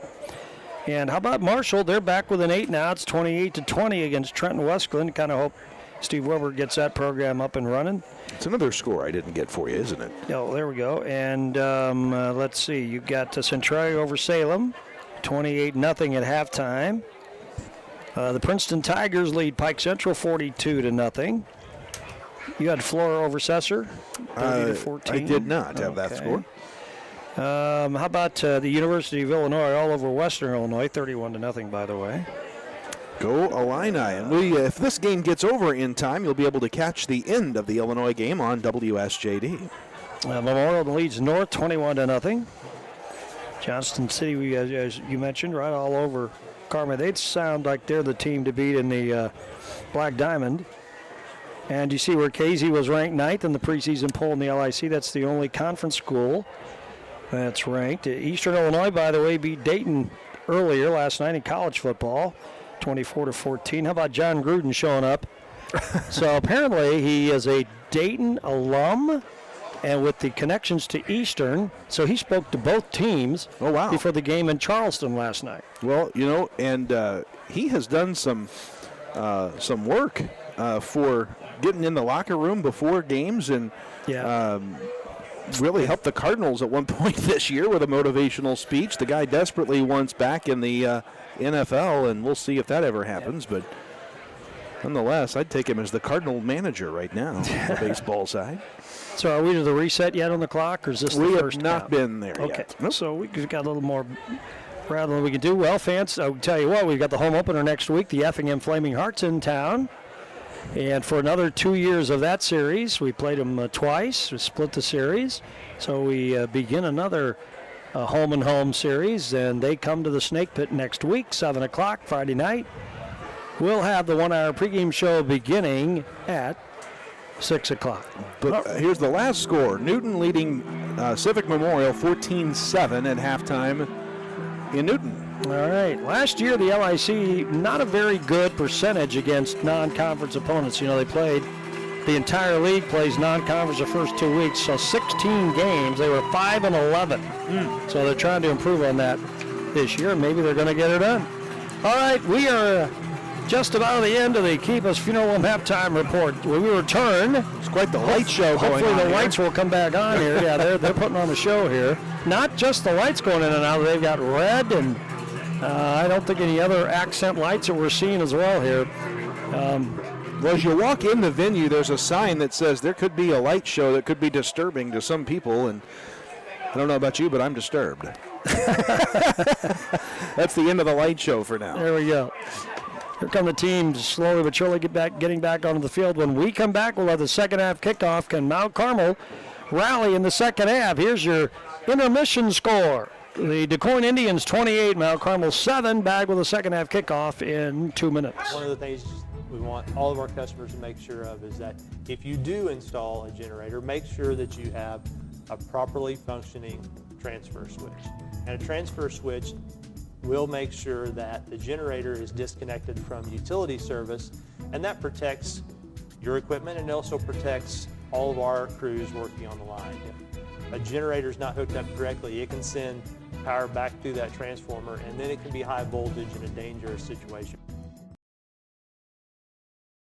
75 years in doing what we do is beyond unusual. Our genesis back in the 40s, doing stabilization and still focusing on that here today is very, very unusual. I'm really proud that we have 75 years in this industry and still focus on getting better every day. That experience has propelled us. We carry it forward. In other words, we haven't lost the experience that was gained early on in the beginnings of the company. And we still have that knowledge base to draw from. And that's what just keeps making us better. Meet the dentists at Comprehensive Dental Care of Mount Carmel. Dr. Bryce Miller has proudly served the residents of his hometown for over a decade, bringing advanced training in the field of implant and cosmetic dentistry to the local community. And Dr. David Miller has been practicing now for 40 years. In that time, his goal has remained the same: to provide patients with high-quality care tailored to their health and well-being. Let our team at Comprehensive Dental Care put our quality, compassionate care to work for you. Give us a call today. This is no ordinary cup. This Scooter's coffee cup was served with a genuine "so good to see you again" smile. This cup has a little boost of energy just for you. This cup came with extra whip for good luck. We lost! You'll get them next time. This Scooter's coffee cup was made by your favorite barista for her favorite customer. So go ahead, scoot on around. Amazing people, amazing drinks, amazingly fast. Scoot on around. Jonathan Brown with 3 first-quarter touchdowns has sparked the DuQuoin Indians to a 28-7 lead over Mount Carmel, set for the second half now. And on top of the challenges Mount Carmel faces is the very first moment that DuQuoin gets the football first here in the third quarter. Yeah, no doubt, and that was the kind of the unfortunate start with Mount Carmel getting the penalty on their opening drive and not being able to put points up on that first possession. Quoin comes out, their first possession, they flip the script, and they're the ones that get the lead, and then they've got the possession in their favor. So it really will behoove the Aces to come out of the gate here and put up a stop defensively, try to mount a comeback here in the second half. There's the horn. We've got a good show of Mount Carmel fans who have made the trip down here. A lot going on this time of year. Labor Day weekend, of course, enough right there with family and friends gathering all over. You've got the Pioneer City Rodeo in Palestine. going on. A lot of Mount Carmel people like to go there. You got the DuQuoin State Fair down here, less than just a few blocks away. Aces fans could spend the night and enjoy a full day of fair activity tomorrow. So a lot going on this Labor Day weekend. We thank you for joining us tonight for high school football. There's really nothing better in the world, and now that college is a professional brand of football now, Right. This is the last legitimate, the last bastion of honest football right here, the high school guys. Gotta love it. Well, it'll be Mount Carmel kicking from right to left, and DuQuoin will get the football first. You know, I don't know in the end if I look at Jones or Brown, either one of them, as a Sisson-type player, but they are still very gifted. Sure. And I love how big Brown looks in the backfield. He's 205, but he plays like a 240 back, and he's the quarterback. Right. Now the kick and the return, fighting off a couple of tackles. We didn't really wrap him up, but after all that, we slowed the return man up, and he only gets out to the 30-yard line. That's where DuQuoin takes over. Paul Ray Garrett making the stop there on special teams for the Aces. DuQuoin will set up shop at the 31-yard line, their own 31, and hopefully the Aces can find a way to keep them out of the end zone for what would be the second time all game. Now, Sam Strockbein was shaken up in the first half. I didn't check close enough to see if he returned. Let's see. He's 51's who we're looking for, and I don't know that I see him out there. Yeah, he's a starter on offense. I imagine maybe both ways, but let's just wait and see. There's Braden Mason out there. All right, let's see what the Indians do here. And there's the quarterback. Quick throw on a slant pass. That's Adam. Catch, turn, 40, 45. Finally run down. Nice grab in the end by Chase Wiggins. But not before he gets the first down on a 13-yard pass catch. Well, off and running, and that's the second longest pass completion for Brown of the day. It goes for 13 yards to Adams, his second reception. And the Indians move the chains. Aiden Adams, 5'10", 190, a junior. So with that stature, he can play like a chunk too. So a new set of downs for the Indians. They go trips to the left side, receiver wide right, quarterback in the shotgun, and one wing to the right side. Quarterback's going to keep it, plow up the middle, meets a little resistance, flag down, and not in a short gain by the QB to the 47. So flag on the play. And looks like it's going to go against Newton. DuQuoin. I mean, Newton. Here I'm thinking Newton. DuQuoin. It is a hold against the Indians. So that'll cost him 10 yards. Looks like it'll be about a 1st and 18 if I watch that correctly. And they'll put the football down at the 38-yard line. 1st and 17 maybe. Yep. So close. Play just underway here in the third quarter. Well, we saw a penalty kind of take DuQuoin out of their offensive rhythm in the first half, and now it might happen. Well, we're going to give 5 yards of it back. We lined up all sides. All sides, okay.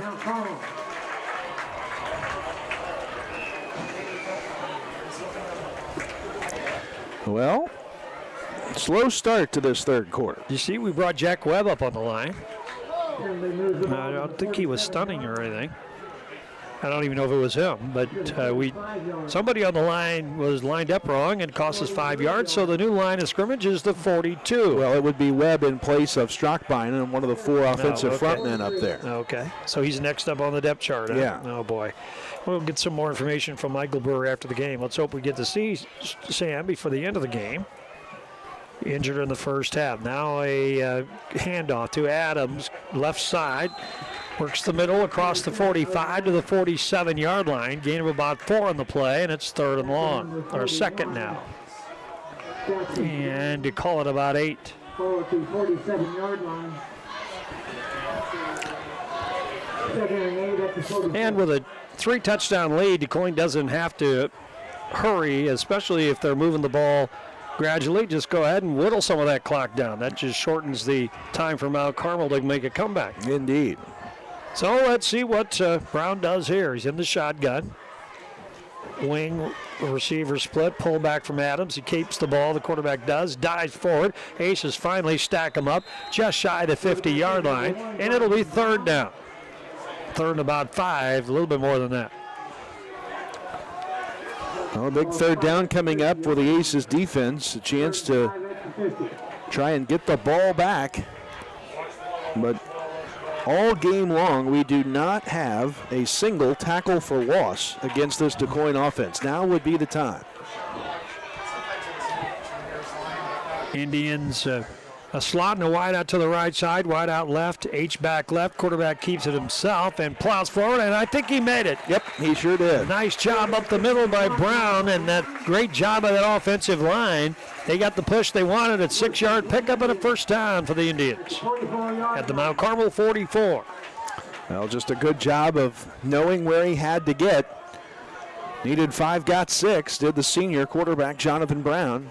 Resets the chains in Aces territory at the 44-yard line. Look at all the kids that play in the end zones down there, and adults are standing. It just looks like a big festival going on over there, doesn't it? It does. They got 2 fence rows and kids throwing footballs, and so having a fun time here tonight on opening night in DuQuoin. Here's the quarterback, and again, Brown goes left side. Big run, breaks it free. Into the secondary, escapes a tackle down to the 20, inside the 15 before he's finally brought down. What a run.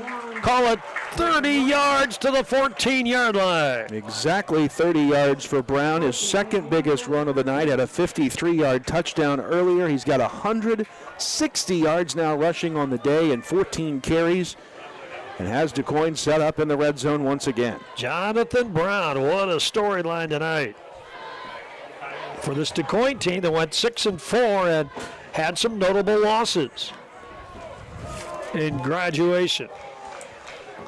But here they are with a big lead and the football threatening more, and Brown's going to want to throw. Fires for the end zone. Pass is caught on a crossing pattern in the corner of the end zone. Nicely done to Jeremiah Jones. A touchdown pass covering 14 yards, and DuQuoin leads 34-7. Wow. A drive that kind of slowly stuttered its way to a start, but picked up in intensity and leads to another DuQuoin touchdown. So now the Indians have a big lead. And Brian Learned back on for his 5th point after attempt of the night. We are barely 2 minutes into the third quarter. And here comes the snap. Ball down, the kick away. And it is no good. The first miss of the night. So the clock is stopped. And let's take a look at the Jade Investment Advisor Tim Phillips scoreboard. It's now DuQuoin 34, Mount Carmel 7. Back with the DuQuoin kick in 1 minute. 811, if you're not familiar with that, it's a Julie program in the state of Illinois. It's actually nationwide. But that's a free service. The utilities take care of that. Customer wanting to dig or plant flowers or fence posts or something like that, call that service, give us 2 business days, that's the law, 2 business days notice. We'll come out and we'll locate all the underground utilities in your area and make sure that you know where you're able to dig and you can dig safely, and we're protected and you're protected that way. 75 years in doing what we do is beyond unusual. Our genesis back in the 40s, doing stabilization and still focusing on that here today is very, very unusual. I'm really proud that we have 75 years in this industry and still focus on getting better every day. That experience has propelled us. We carry it forward. In other words, we haven't lost the experience that was gained early on in the beginnings of the company, and we still have that knowledge base to draw from, and that's what just keeps me. Oh, there's an extremely short kick fielded out of the air by Elliott Acree. No, that's Owen Blake. That's Owen Blake that fielded that ball just past second base at about the 40-yard line. So I think he just kind of muffed that kick more than anything else. Great start for the Aces at the 40, but can we do anything with it? We scored once tonight on a nice drive, but a time-consuming one at that. We've struggled in the spread looks tonight, but when we went to more of a power look, we did pretty well. DuQuoin, your leader, 34-7 here on opening night in the first matchup between these two teams in 15 years since the 2010 playoffs, and the first matchup ever in the regular season. DuQuoin looks poised to stop Mount Carmel's winning streak against these Indians at 1, huh?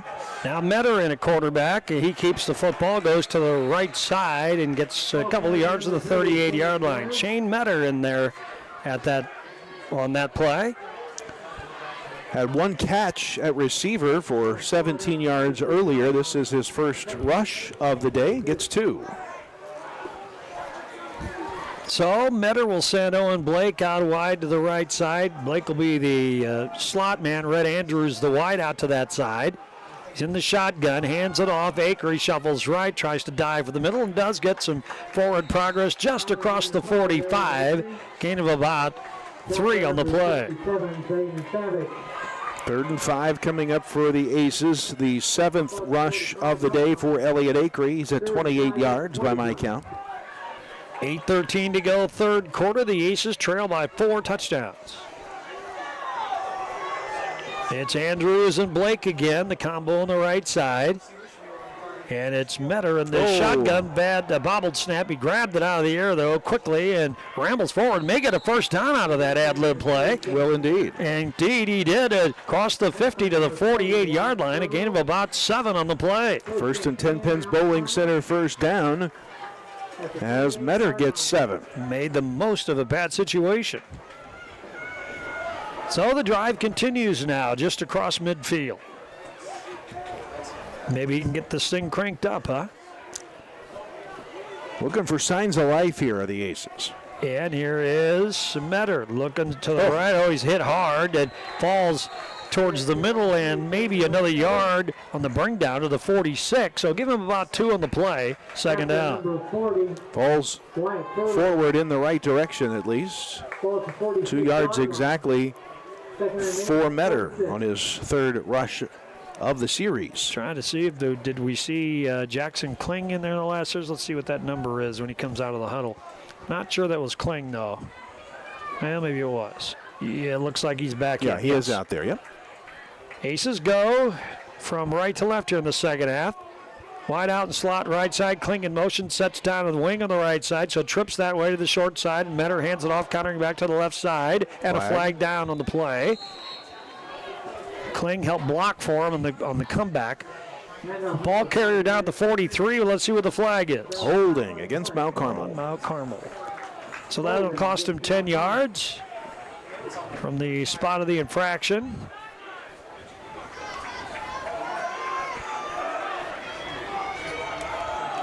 And let's see where they're going to mark it from, the 47. So they'll mark it back inside the 45 of the 43 and suddenly make it about 15 to go. Oh, no, they call it second 19, and 19 to yeah. go. Yeah, you're right, 7. Yep, that's 19 to go. Long way to go here for the Aces. And they'll switch the wide out and the slot man to the right side. Now Webb is the slot man. 2 by 2 on the receivers now for the Aces. And it's Metter in the shotgun. No, now it's River Dasher back in. He's flushed, gets the throwaway in time. Down middle, incomplete. And it looks like Metter may have come up injured on the play, diving back for that football. He's shaken up out there. If they turn the lights on, we could see what's going on. They do a little light show. They celebrate a big play. You know, I'm not a fan of that. You know, timeouts between quarters, sure. While the game's going on, that's a little excessive. Yeah. Not after a play during a game when the clock's running. Yeah, 3rd down, 19 after the incomplete pass from Dasher there, looking for Metter. And I didn't see if Shane stayed in the game after that or not. All right, so now it's 3rd down and about 19. Yes, he's on the far side. Trips to the left side, and Dasher heads that way. Now he's going to get rushed. He throws it up for grabs downfield. Receiver comes back for the football, but it's tipped away at the last minute. It was almost a completion out there.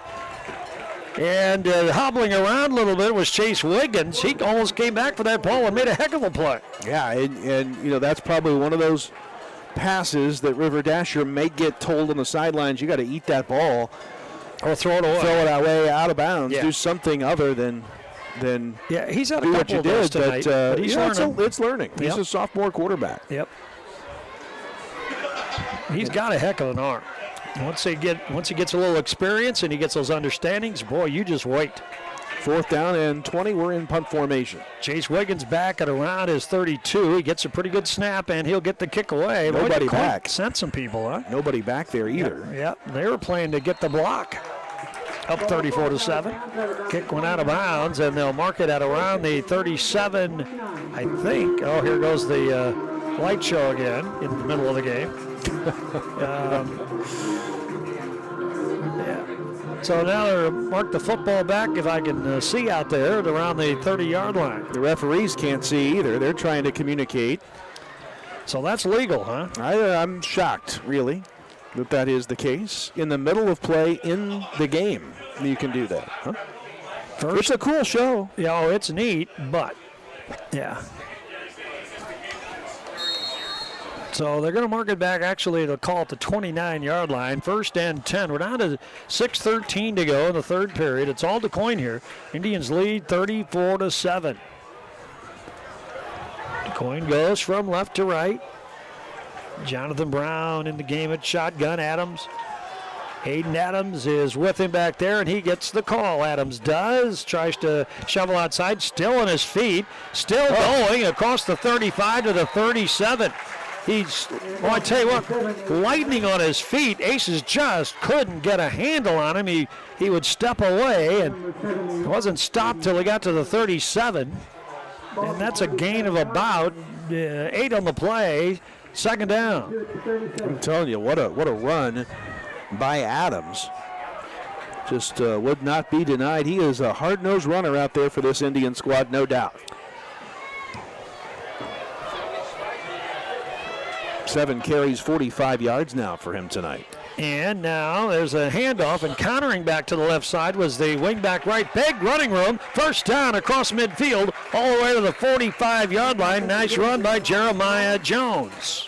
I'm telling you, any sort of misdirection seems to have us a little lost out there, and it brings it across midfield. Another big gain. 16 yards. Yeah, kind of get the feel that we're chasing as opposed to playing those kind of plays. 4 times we've seen Jeremiah Jones run a play like that. 19 yards, 40 yards, 24, and 16 on those 4 rushes. So line of scrimmage over the 50 now to Mount Carmel territory. 1st and 10 from the 47 for DuQuoin. And now Brown circles back, wants to throw. Does on the run. Pass caught. Nifty pass. Great catch by Jones for the 1st down inside the 30 to the 28-yard line. Coverage by Chase Wiggins. No, the coverage actually by Cole Carmichael. 15 yards and another 1st down. And now it's Brown getting in rhythm over his last passes of the first half into his first few of the second. 4 completions in a row for Brown through the air. So they move the change, start the clock. We're down to 4:36 to go. DuQuoin led 21-0 at the first quarter break. Now Carmel did score in the second quarter, looked impressive doing it. DuQuoin answered though before halftime, and now they've kind of rolled away a little bit here in the third quarter.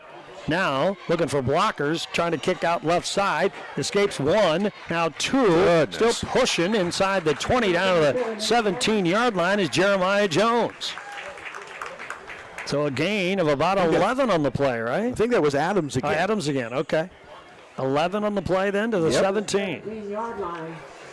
Another 1st down. That's 3 consecutive 1st downs for the Indian offense. So they're kind of having their way on this drive. Back into the red zone. Really mixing things up a little bit, catching us off guard. About the moment we think we got them contained, they go outside again. All right, here come the Indians with 2 wideouts to the right side.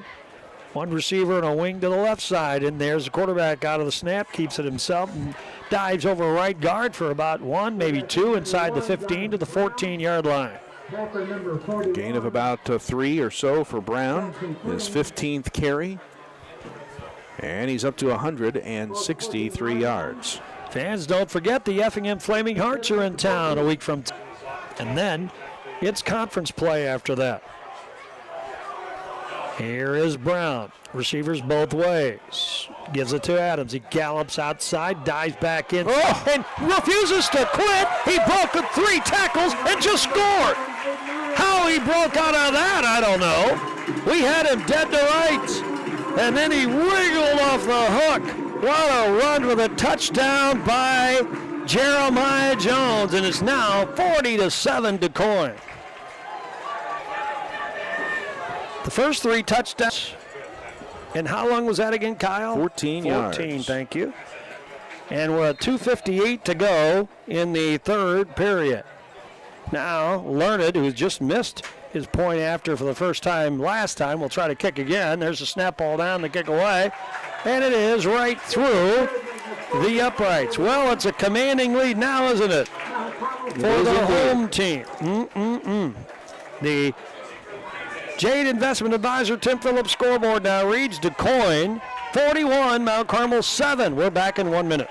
Corporate America Family Credit Union at 1011 Oak Street in Mount Carmel is ready to serve you with the financial tools you need for your life's journey. Our staff consists of friends and neighbors from our community, here to serve you like family. We offer a full line of financial services, including new and used vehicle loans, home loans, checking and savings accounts, access to no surcharge ATMs, 24/7 account access, and more. Call or visit us today. Corporate America Family Credit Union, empowering financial success.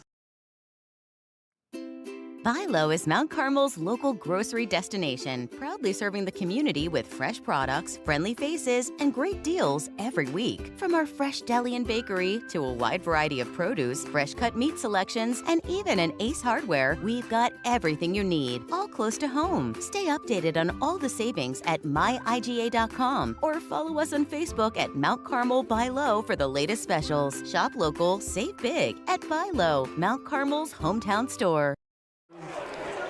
Xander Bader on the return for Mount Carmel. Another short kick. He got the ball out to the 41, and that's where Mount Carmel will take over the football with 2:53 to go in the third period. DuQuoin leads 41-7. So Bader on the return to the 41, 1st and 10 now. Well, it's been all DuQuoin. 13 unanswered points here in the third period. If you add the touchdown in before halftime, the last 3 scores have been all by the Indians. They've scored in triplicate. 3 before the Aces run, 3 after. So Mount Carmel has Jack Webb now switching sides, going to the right side wingback look. And a handoff this time to Metter, powers his way to the right side. That was Dasher handing to Metter across the 45 to the 47. That may have been, I think that was Militoni that time they got the handoff. At least he's the one that flipped the ball to the official. And Militoni gets it.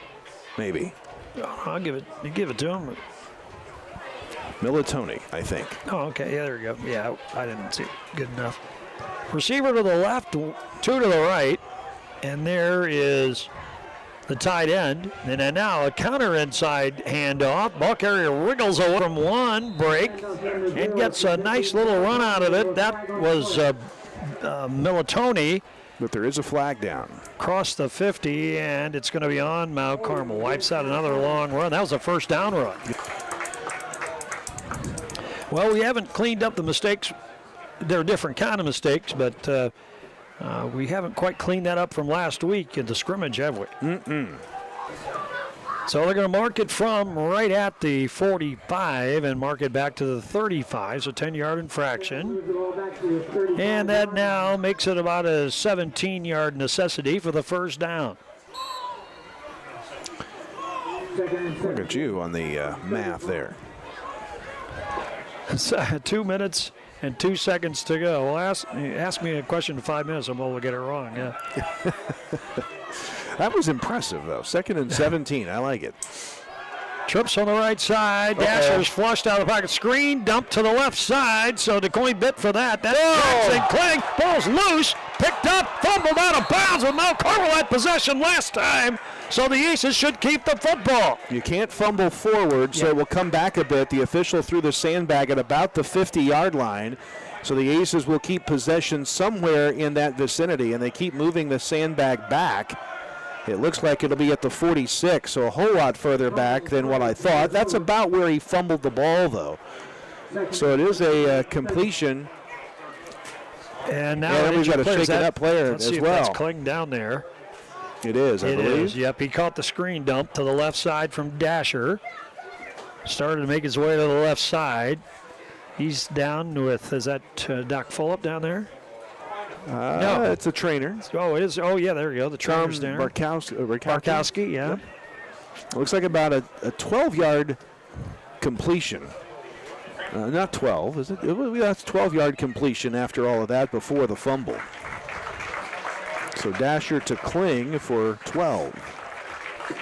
3rd and 5. Right now the football is at the 46-yard line of Mount Carmel. So it'll be a 3rd and 5 coming up here.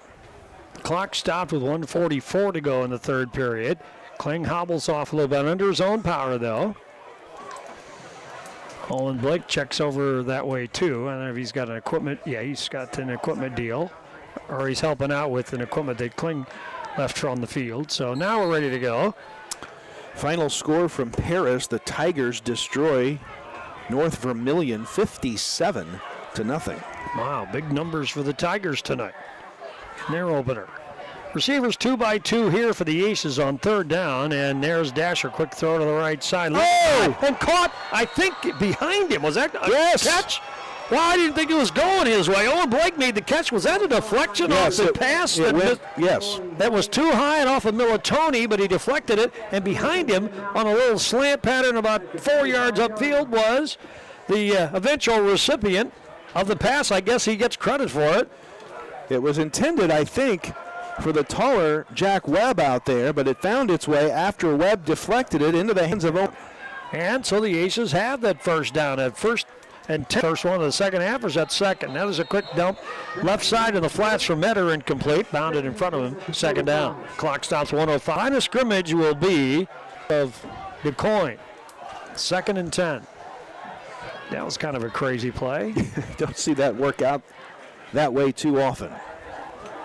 It was thrown high, and Webb couldn't get to it, but he did touch it, kept it in the air long enough for Owen Blake to react and get his second reception of the day. Didn't we have a strange catch in the first half? Who was that? That was that Strock? Was that Strockmine?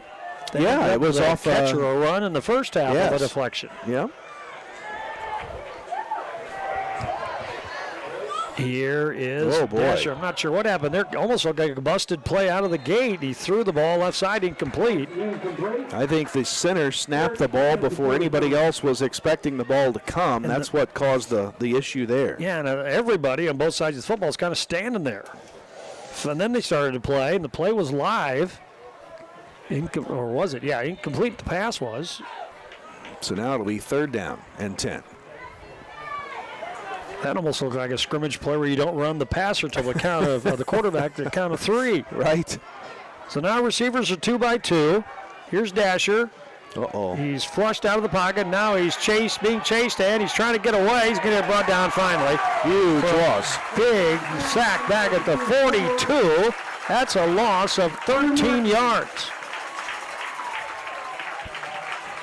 And it'll be 4th down on top of that. 43-yard line. So we're inside a minute to go here in the third period. 4th and 22. And it's 4th and 22. That's what's listed on the board. And Wiggins is going to punt the football away. Now remember, DuQuoin hasn't rushed anybody.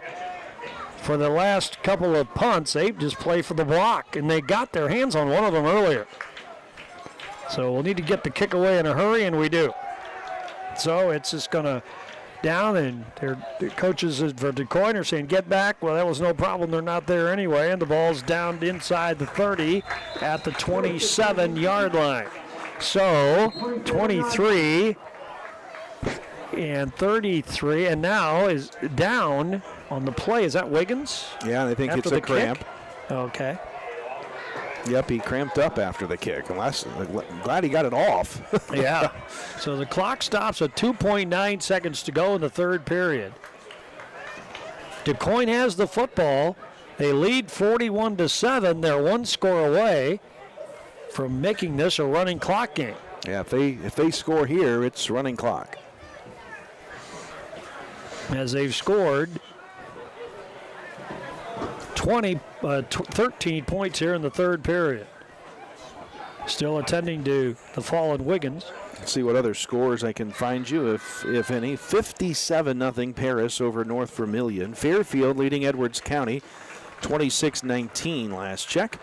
Red Hill in the fourth quarter leading Hamilton County 23-14. Johnston City all over Carmel in the fourth 46-8. Olney last check leading Taylorville 29-13. That was a while ago. Also in the fourth quarter, another big number up. Casey leading Fisher 50-6. Over the Fisher Bunnies is who they're playing tonight. Yeah, they were 2-7 a year ago. Fisher was.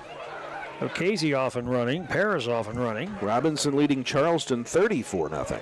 So Robinson off and running. I only can't quite say that about that game yet, but heading that way. Oh, boy. Look, little movement on both sides of the line before the snap. The flags fly. The officials stop it. Flag on the play. And they'll march it against DuQuoin 5 yards. I think that was a situation almost flipped of what the Aces had a moment ago where the center snapped it early. This time the center didn't snap it and everybody else started for DuQuoin. So 1st and 15 now for the Indians at their own 22-yard line, the last play of the third period. And there's a running back. Breaks away. Finally, Aces stay with him, drag him down. Nice stop by Mount Carmel. That's by Kling, who at least is back in the game on defense. And the stop made on Jones, right? The end of the third period. Here's your score as we take a look at the Jade Investment Advisor Tim Phillips scoreboard. DuQuoin 41, Mount Carmel 7. Back with the fourth quarter in 1 minute.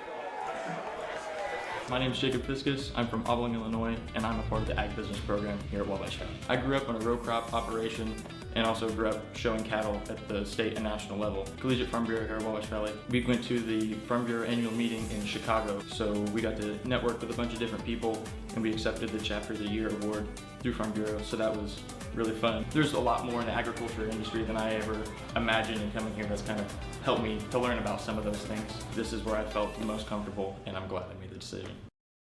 Hi, my name is Rylan Robb. I am from Albion, Illinois, and I am a radio TV major here at Wabash Valley College. From broadcasting all sorts of sports games to producing my own TV show and radio show, the hands-on experience is as much as you want to do with it.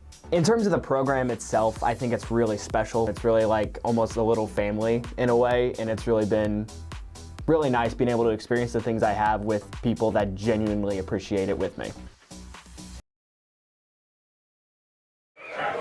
Along with Kyle Peach, I'm Scott Allen. We go to the fourth quarter. It's all DuQuoin here tonight. The Indians lead the Aces 41-7 as we open the fourth quarter. DuQuoin starts with a football. It is 2nd and 12. The line of scrimmage, their own 24-yard line. Officials getting in place. And we're almost set. I want to thank Bob Bowser for doing videography work tonight.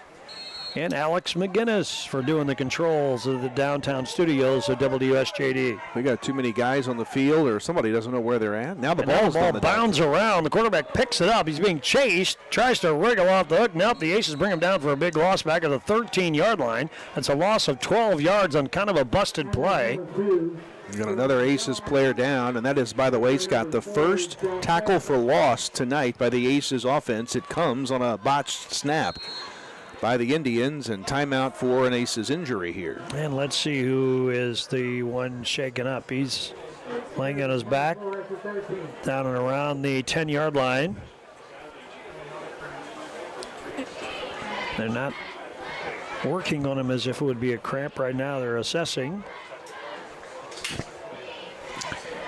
So we'll get an ID on this as soon as we can. We are 37 seconds into the fourth quarter. It'll be a 3rd and 24 after the loss there by the Indians. Yep, he's going to get up. Looks like he's going to make it out maybe under his own power. And is that Owen Blake? Yes. It is.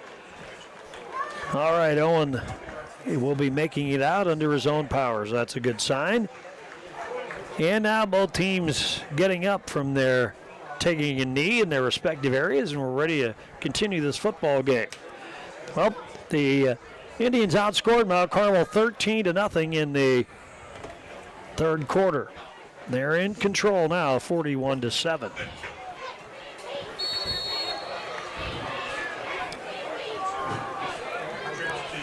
A little after 9 o'clock here on a football Friday night.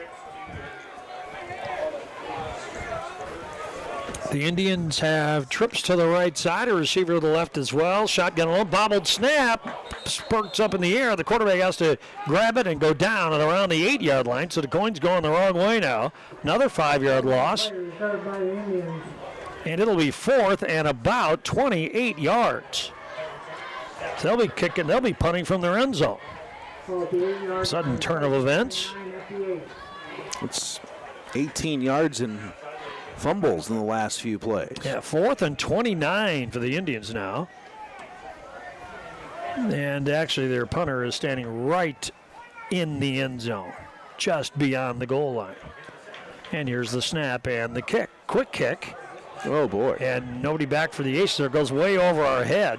Return man back at around the 40, cleared him by 5 yards and ended up on the other side of the 50, the 47-yard line. So really, that's a 45-yard kick and no return. Longest kick of the night by either team.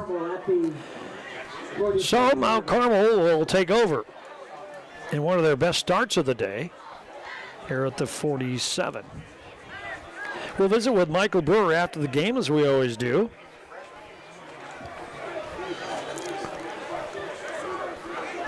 And it'll be good to get home. And another demanding non-conference game next week against Effingham.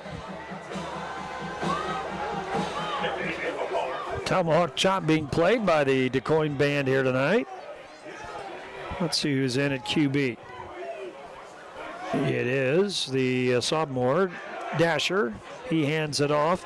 Militoni tried to counter back to the left side, was stood up at the line and dropped. I don't think he got a gain on that at all. Second down. So we've seen mostly the sophomore Dasher. We saw a little bit of Shane Metter on the Aces scoring drive, and they powered the ball down the field. That was a drive where Dasher quarterback there, and they were able to use Metter as a running back. And also Jackson Kling entered the game at that point and was able to power, but a lot of that drive belonged to Elliott Akery. And, of course, he's a powerful runner, too, almost 1,100 yards last year.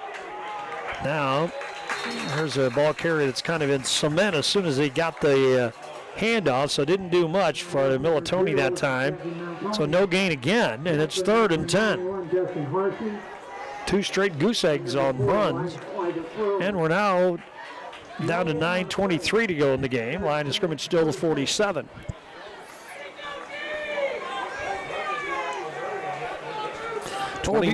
Scott, 29 carries for the Aces tonight and 75 yards on the ground. Just haven't been able to get it moving. Nope. And that's with an offensive line with 3 starters back. So DuQuoin, pretty impressive with their youngsters tonight. And a nice throw over the middle. Nice catch in the middle. Nice throw by Dasher. The catch by Metter at around the 35 continues for 4 more yards to the 31. Nice pass play, the best of the night for the sophomore. First down for the Aces. It goes for 22 yards and a first down. By far the best of the night. The second reception unofficially for Metter tonight. And a 1st and 10 Pins Bowling Center first down. So now the Aces closer to the end zone. Down to the DuQuoin 31. Trips left, one wide receiver right, set back, and they've pitched to Metter. No, he kept it. Oh, yeah, I know. Fake Dasher. the pitch. Or Dasher, you're on it. What am I doing? Dasher continued with the football and got to around the 27, so a gain of about 4 on the play. I guess I'm the one faked out on that one. No, immediately as soon as you said that, I go, well, I guess I was wrong. So nope, you were right. The deference, the acquiescence of the elders, I guess. We assume we're wrong. And you should never do that. Huh? Hey, before that play, 75 yards rushing and 75 passing for the Aces tonight. Now 79 on the ground after the 4-yard run. So now the Aces go trips left, receiver right, and here is Dasher's going to option and keep it himself and dives ahead, gets the first down. Now, was that River Dasher on that carry? It was. Yes, it was. Nice run, little shovel to the left side by Dasher.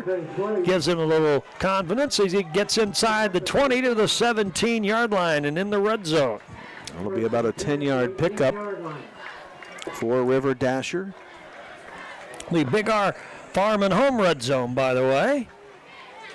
We're at 7:52. Aces trying to get back on the board. They haven't scored since the second quarter. They're down to the DuQuoin 18. On the left hash mark, so they send the receivers wide, slot, and wide out to the right side. And Dasher rolls that way as well. Looking for the end zone. Instead, almost picked off. Looking for Webb, and that was broken up by the Indians and almost picked off. Yeah, got a hand on it, knocked it away, nearly deflected it to a teammate, did Jones. 2nd and 10, lucky on that one. Yep.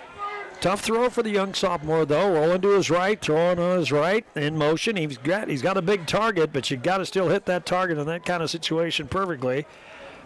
And it almost was a pickoff. So now here's Dasher. They're in on him. There's the screen dump, and dropped. the ball's dropped. Incomplete. So incomplete as we tried to work that to the left side. He was looking for Elliott Akery, I believe, on that screen dump. Second time we've worked the screen pass tonight. You know, you look at where we're standing in terms of pass and rush relationships here. The Aces have thrown the ball, by my count, 18 times. 13, 26, 29. We've run 32 times. 32 to 18 run to pass. So now here is the quarterback. Dasher backs up, wants to throw, dumps it over the middle. Pass caught at about the 5. He breaks free and scores a touchdown. The first touchdown pass for River Dasher, and it's caught by last year's QB, Shane Metter. An 18-yard touchdown pass, and the Aces now are within 41 to 13. There you go. Some confidence for next week for that young man. River Dasher's first varsity touchdown goes to Metter. And the Aces back on the scoreboard. Was that 18 or 13? I forgot. I think you said 18. Yeah, that's what I okay. put down. All right, well, it's time now for the Aces Extra Point, brought to you by Mabry's Auto Body and Paint, 214 South Market. And it will be River Dasher holding for Chase Wiggins. He's 1 for 1 on the year and on the night. And here's the snap, ball down, the kick away. Left. I heard a whistle sound, didn't I? It went left, no good. Okay, no good on the play, on the kick. But the Aces score a touchdown and a pass from the sophomore River Dasher. Good look there. And we've got a break in the action. The Jade Investment Advisor Tim Phillips scoreboard says DuQuoin 41, Mount Carmel 13, back in 1 minute. At Wabash General Hospital, we're more than healthcare. We are part of the team. Our athletic trainers proudly serve 13 area high schools and 3 junior colleges, standing on the sidelines and in the AT rooms every day. From keeping our athletes healthy to helping them chase their dreams, we're here for every student athlete, every game, every step of the way, from injury to return to play. At Wabash General Hospital, caring for athletes is our game.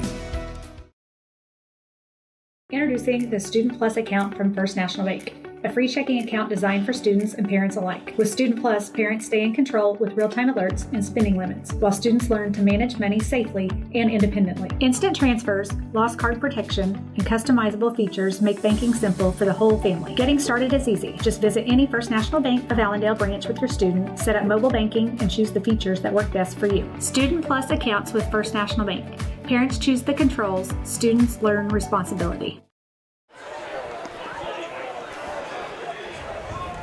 So Mount Carmel back on the board.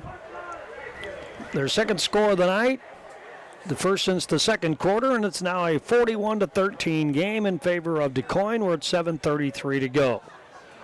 The Indians will get the football back now.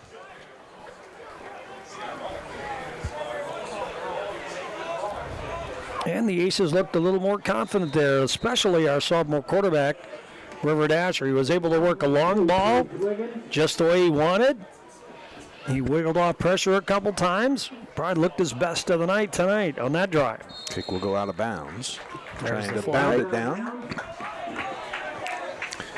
And it looks like DuQuoin will take it. At the 35 or the 35, yeah. There's no kind of rule change or anything. I hope not. Didn't know if they move it further up or nope. Looks like the hang on. Well, maybe. Where are we going? I don't think you need to ask. They're huddled up to come out and run the offense. I think he's Spotted asking somewhere. too. Maybe it goes to the. Are they going to the 40? Where's he going? He's just walking around. Going to the 40. Okay, 40-yard line. He's maybe asking which hash mark, I guess. So start at the 40-yard line. I wonder if a coach's answer to that has ever surprised me. which hash mark has surprised me? Indulge yourself. Wherever you want to go. And DuQuoin's got to hustle up to the football. They're down to 5 on the play clock already. Will they get the snap off? There's 3, 2, 1. They did get it off in time. Ball carrier dives up the middle. Nice spin move, and that breaks away. He might score the touchdown on a almost halfway busted play. Down the left sidelines. He got all the way in. Touchdown. A 60-yard touchdown run. Wow.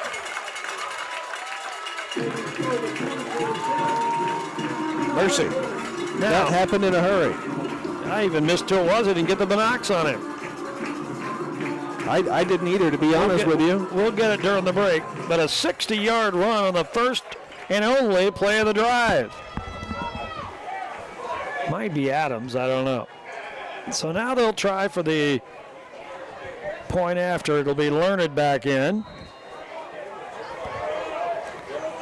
It is now 47-13 with 7:20 to go. That took 13 seconds. There's the snap, ball down.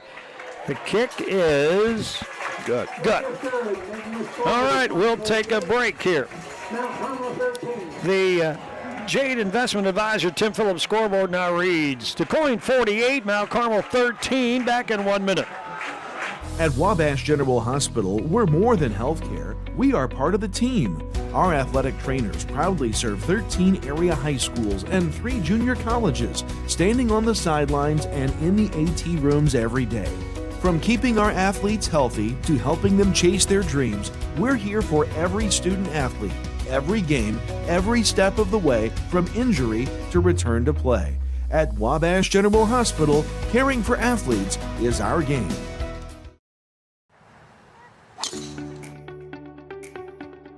At First National Bank of Allendale, we know that winning starts with the right support on and off the playing field. That's why our local lenders make tailored, local decisions so you can score big on your goals. With branches across your community, we're here to help with everything from home loans to business growth. Because when it comes to your future, local lending is a true team effort. First National Bank of Allendale, local lenders, local decisions. Was that who we think it was?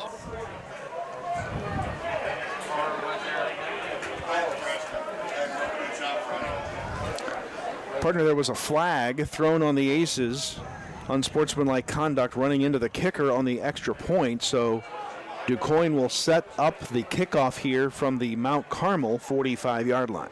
And it was Adams on the run. Aiden Adams, that 60-yard touchdown run, one-play scoring drive, took 13 seconds. And here will be the kick for the DuQuoin Indians. And it will bound into the end zone after a bounce, so it'll be a touchback, and the Aces will get it for the start at the 20-yard line. 7:20 to go in the game. 48-13 DuQuoin. Well, this is not what I would have thunk tonight, huh? How about that? Yeah, I think we were hoping for a little more, but we knew that we still have a lot of youngsters in there. But we were hoping maybe it would go a little better. I think we were buoyed by a couple of things we saw tonight, but we'll have to just take those positives and move on from there. We'll visit with Michael Brewer after the game. And next week, another toughie, though. There's no breathing room on the non-conference part of this schedule. And Effingham visits Mount Carmel next week. There's a throw that's caught. Look at this. How about that? Another nice catch by Dasher all the way down the left sideline. Finally knocked out of bounds is the receiver. And Metter on the go, marking Moy out of the 50-yard line. That's a 30-yard pass play. It's the longest pass of the night as Dasher now over 123 yards through the air at 123. How about that, huh? Like I said before at the beginning of the game, we saw him last week. He throws a very good football, but there's so much other than that when you're a youngster and you've got somebody trying to tackle you all the time and coming up with a game plan to scheme you, and he's got to learn all that. Now another throw off the slant. That is for Webb. Nice catch. Dives forward to the 42. 8-yard pickup on the slant pass to Jack Webb. First catch for the senior. At the receiver position, 2nd down and 2 after the catch there by Jack Webb. We're down to 6:49 to go here in the ball game. By the way, Breeze Central putting it to Effingham tonight, 42-7. Breeze Central in the 4th quarter. Effingham, the Aces' opponent next week. So here come the Aces now to the near side here, the short side.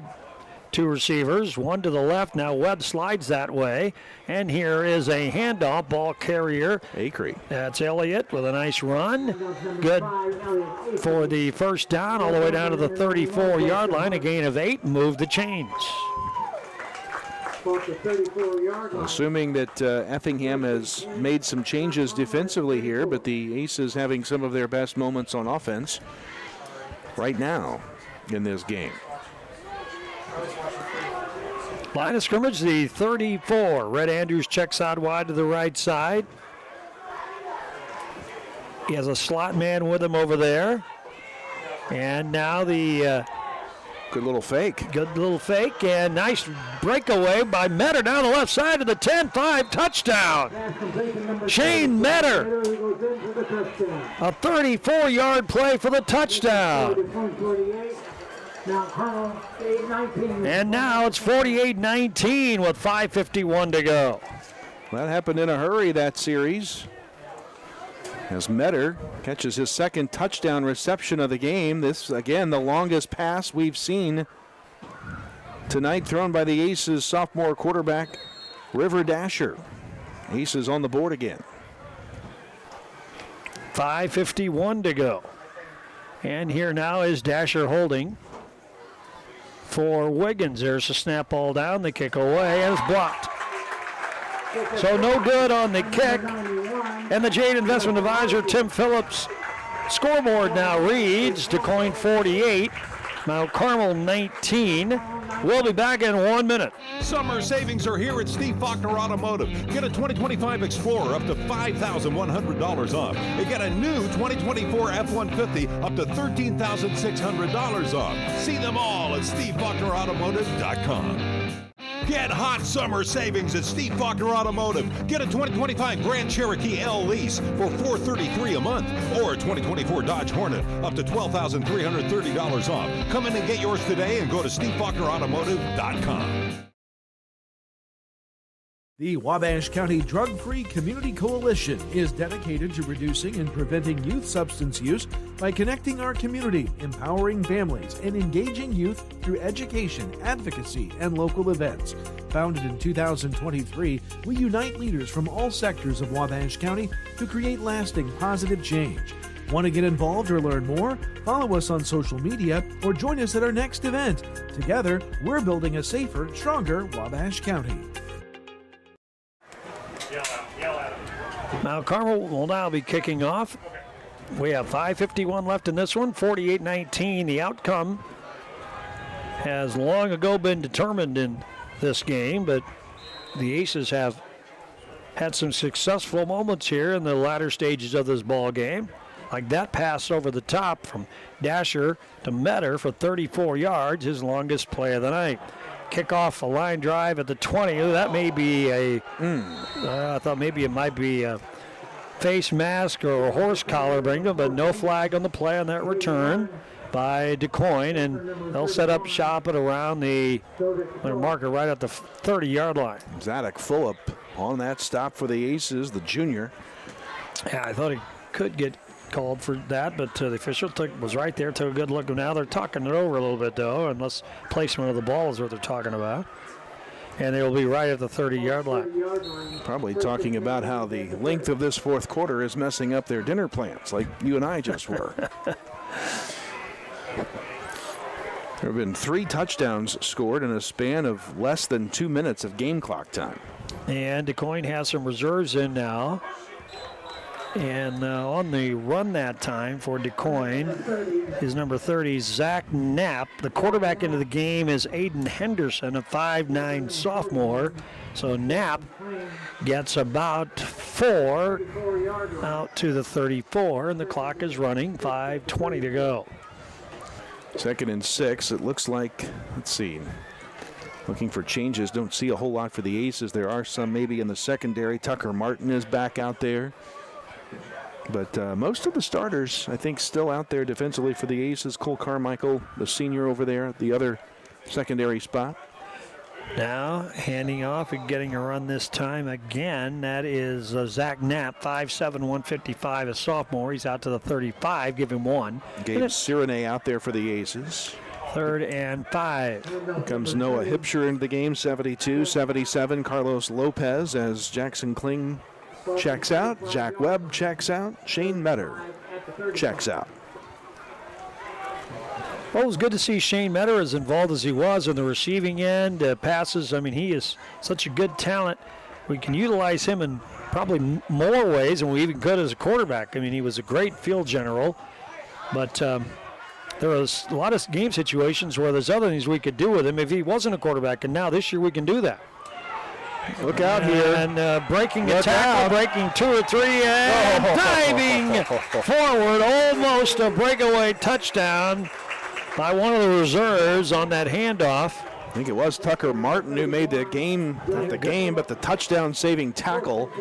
Yeah, I'm not sure. It may have been Knapp on that play, but line it'll be 22 yards on the run. So it'll be 1st and 10 now for DuQuoin at the Mount Carmel 43, and we're down to 3:57 to go in this one. Don't forget, we'll visit with Michael Brewer after the game. DuQuoin headed for the win. The first meeting between these two in 15 years. So DuQuoin will now take a 4-1 lead in the series, 4-1. And handoff, driving up the middle, the Henderson, ball carrier. I believe. Yep. Okay, Henderson on the carry. And a couple of aces on the stop, I think getting in there part of the way was John Adams. And let's see, he was the backer. I'm trying to get the binocs on who else it might have been. I got to tell you, it's nice to hear the name John Adams again in an Aces uniform, huh? Yep. After Dad played a few years ago. No, Dad played a lot of years ago. Sorry, Dad. Well, he's close to my age, so it's just a few years ago. Yeah, okay. Well, and you're all kids to me, so. 2nd down and 5. And a breakaway. Well, nope, nice job. The Aces eventually stayed with it, though. Zadok Fulop wouldn't let him escape. It looked like he was about ready to bust it. That ball carrier stopped at the 35. It was Henderson again, who got about 3 on the play. I see Harrison Lavellette out there. And, yep, you mentioned Cyrenay. Anybody else we need to mention? We've seen that, oh, yeah, Tucker's been all over the place. Cole's out there.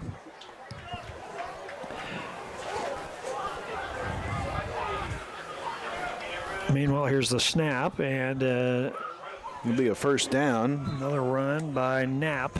Handoff number 30, Zach Knapp. Across the 35 to the 32. Tackle number 38. And they'll move the change, and they're just counting this one down. They stopped the clock momentarily to move the chains. We're down to 2:03 to go.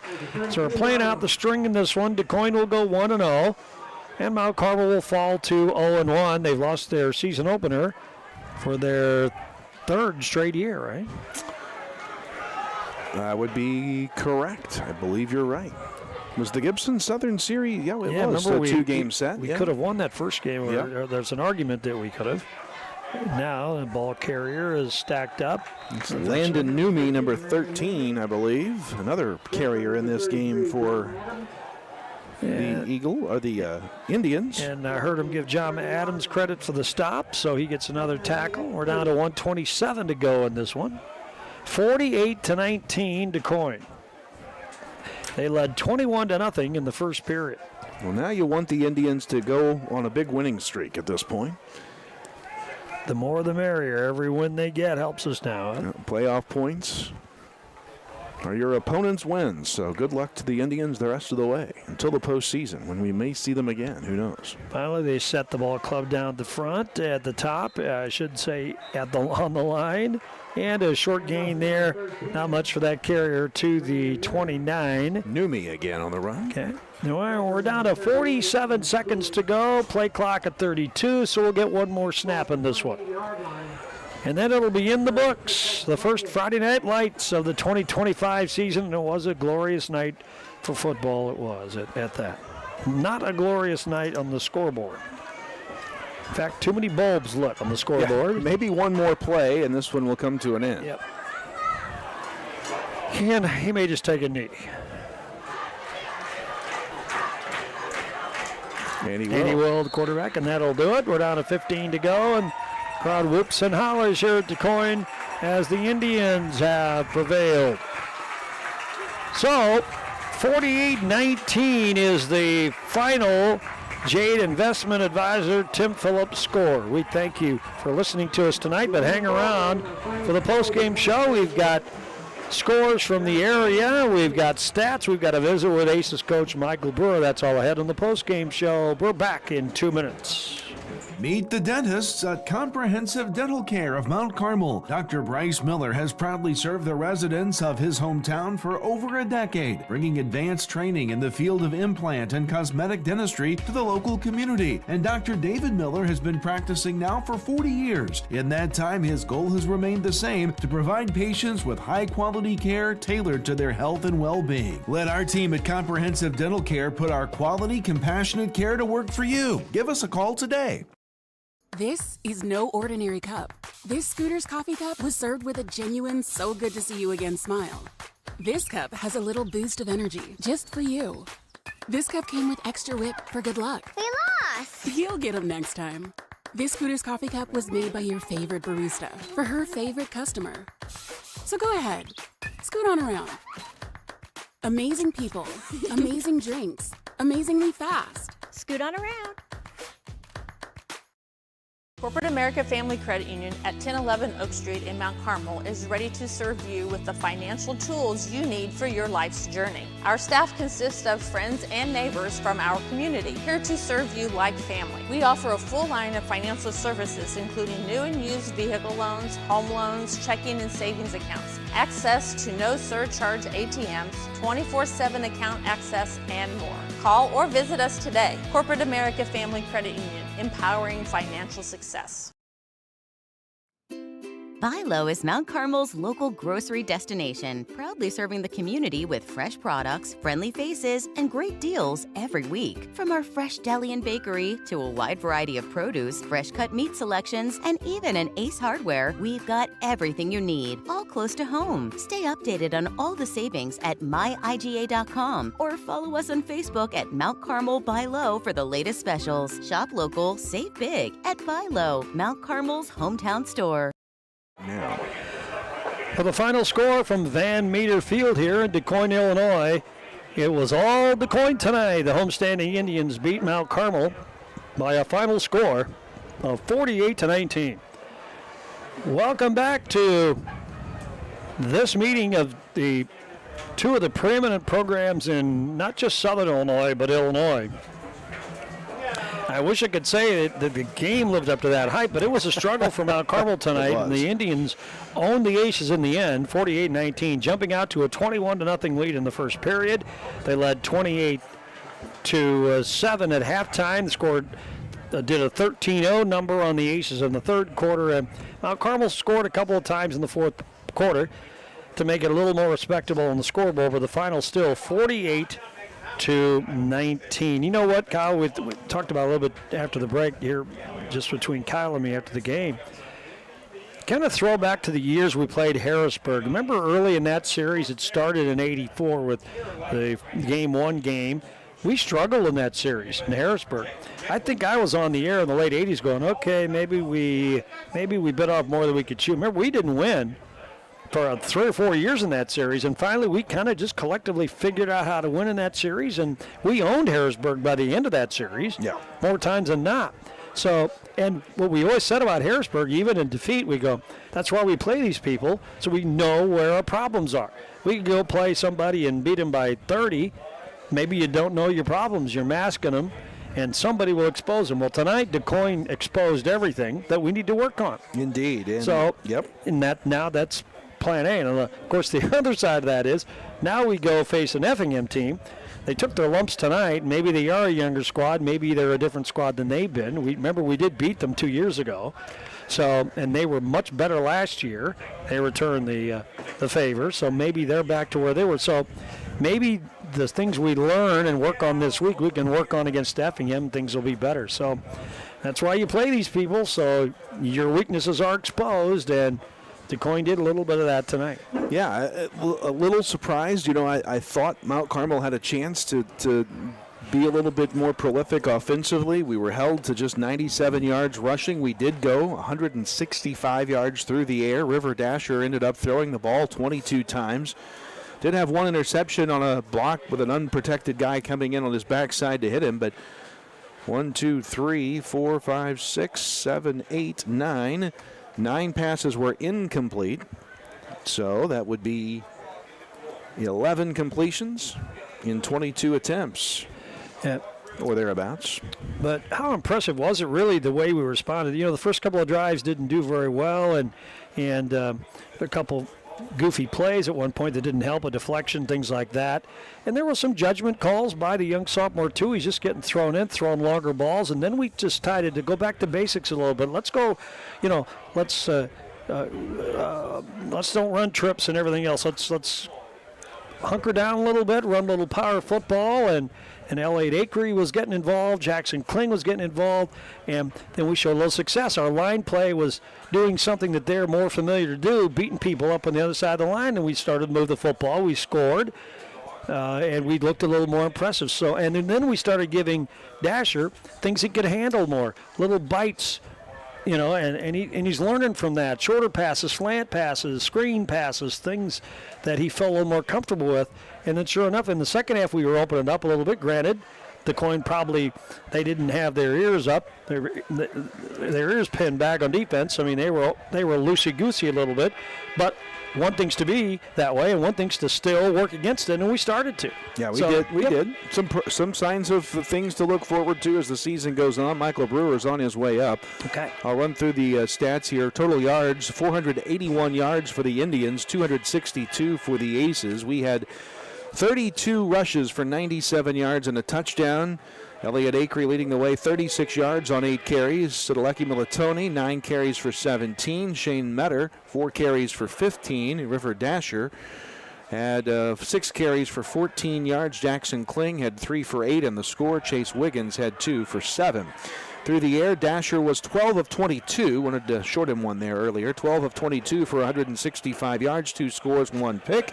Shane Metter caught 5 passes for a total of, what's that yardage total? 121 yards, 2 scores. Jack Webb, 1 catch for 8. Owen Blake, 2 for 7.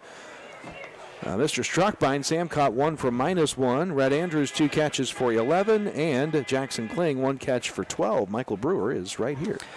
The Aces football coach joins us now. Michael Brewer in his 9th year at the helm.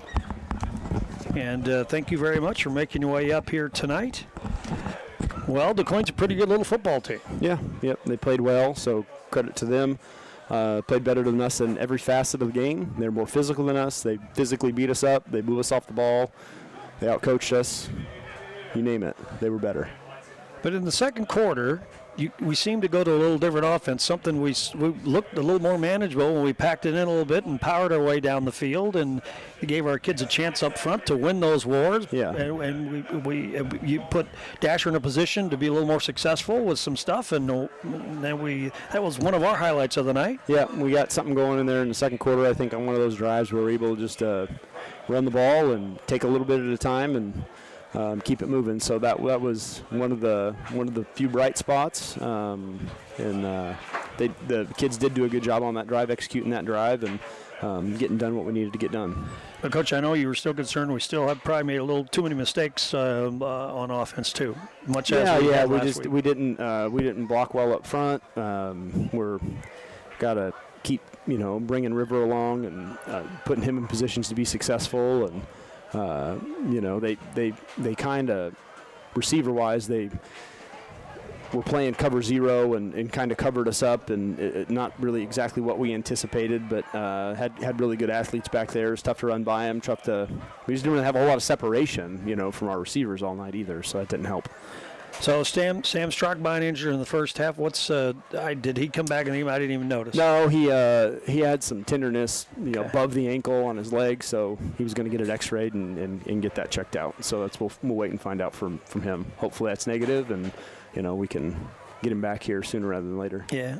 Coaches always in the past, all those years we played Harrisburg, they always say, well, this is why we play teams like this, so we can be exposed. Well, we were exposed. So, here you go. There's a 3A playoff team, and that's where we're at right now. And Effingham calls next week. Yep. So we'll go back to work on Monday and see what we can get figured out. All right, Coach. Thanks for the time. Appreciate it. That is Aces football coach Michael Brewer. Tough one tonight. DuQuoin wins it 48-19. And don't forget, fans, that game begins at 7 o'clock next Friday night at the beautiful Snake Pit. 1 hour pregame show begins at 6. Man, there's nothing like playing at home. We've got to have the best complex in Southern Illinois. Yeah, I think so. I think this place is not bad. No, this is a good place. The light show is a little Trump disconcerting, but yeah, it's at times offensive, and at times maybe not right with the rules, or maybe the rules need changed. I don't know, but it's a good show. Hey, let me run through the Indians. They had 481 yards of total offense. 3 players rushed for over 100 yards tonight for Effingham, or for the Indians of DuQuoin. Jonathan Brown had 145 yards. Aiden Adams, 130. Jeremiah Jones, 104. He just did it in 5 carries. 31 carries for Mr. Knapp.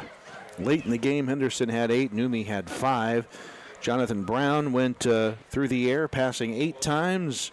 Completed 5 of those for 58 yards and a score.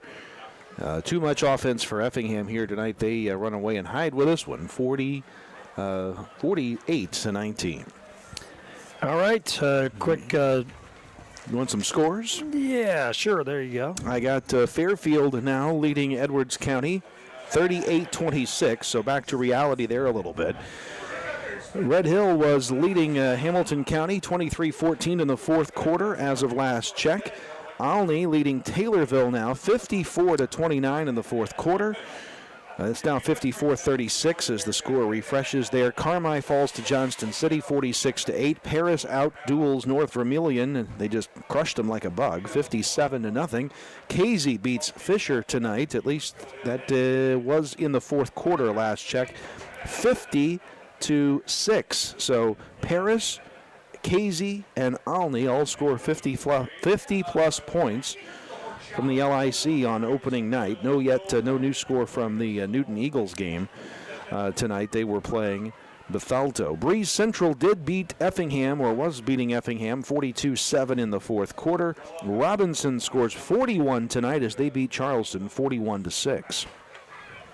So a lot of high scores by the teams in the LIC tonight. Well, there you go. That's the wrap-up for tonight. By the way, Jonathan Brown had 3 first-quarter touchdowns, and Jeremiah Jones added 3 later touchdowns. And then a 60-yard run by, who was that by the way? That was by Adams. Yes, yeah. I think you're right. So he added the 7th touchdown, and the DuQuoin Indians roll to a 48-19 victory. Time now for the Mount Carmel Public Utility electrifying play of the game. And Well, I think we both decided at that moment that it happened that had to be the 34-yard touchdown pass from River Dasher to Shane Metter. And really, that was a good combination, both those guys. First of all, we get Metter's talent in new spots on the field, and he was able to haul that pass in and had to work his way to the end zone. Yeah. And then one was Dasher himself, gaining with every play that he would have, and we put him in situations where he could do it, and he delivered the goods and throws a good football. We talked about that earlier, and he'll get more of a chance to shine, and he's only a sophomore. So he's going to be around for a while, throwing a lot of touchdown passes, but that's tonight. That is tonight's Mount Carmel Public Utility Electrifying Play the Game. We'd like to thank our sponsors for tonight. And by the way, our player interview game, a show, the pregame interviews, will begin next week, brought to you by St. Mary's School, wishing the Golden Aces the best of luck all season long. We'll start with captains next week, by the way, too. And that will be part of our 1-hour pregame show. News Channel 15 replay still will be Monday night, Labor Day at 7 o'clock. You can see the game again. Also now available on demand through the Cablecast app on all of your smart devices. All right. Thank you very much, everybody. We hope you enjoyed the broadcast. I know I'm not happy with the result, but nothing like high school football. And the Aces will be home next week to open up the home season against Effingham, and things will go better then. All right, now for our engineers tonight, how about Bob Bowser and the videography work? Alex McGinnis at the downtown studios of WSJD. For Kyle Peach, I'm Scott Allen from DuQuoin. We say good night, everybody.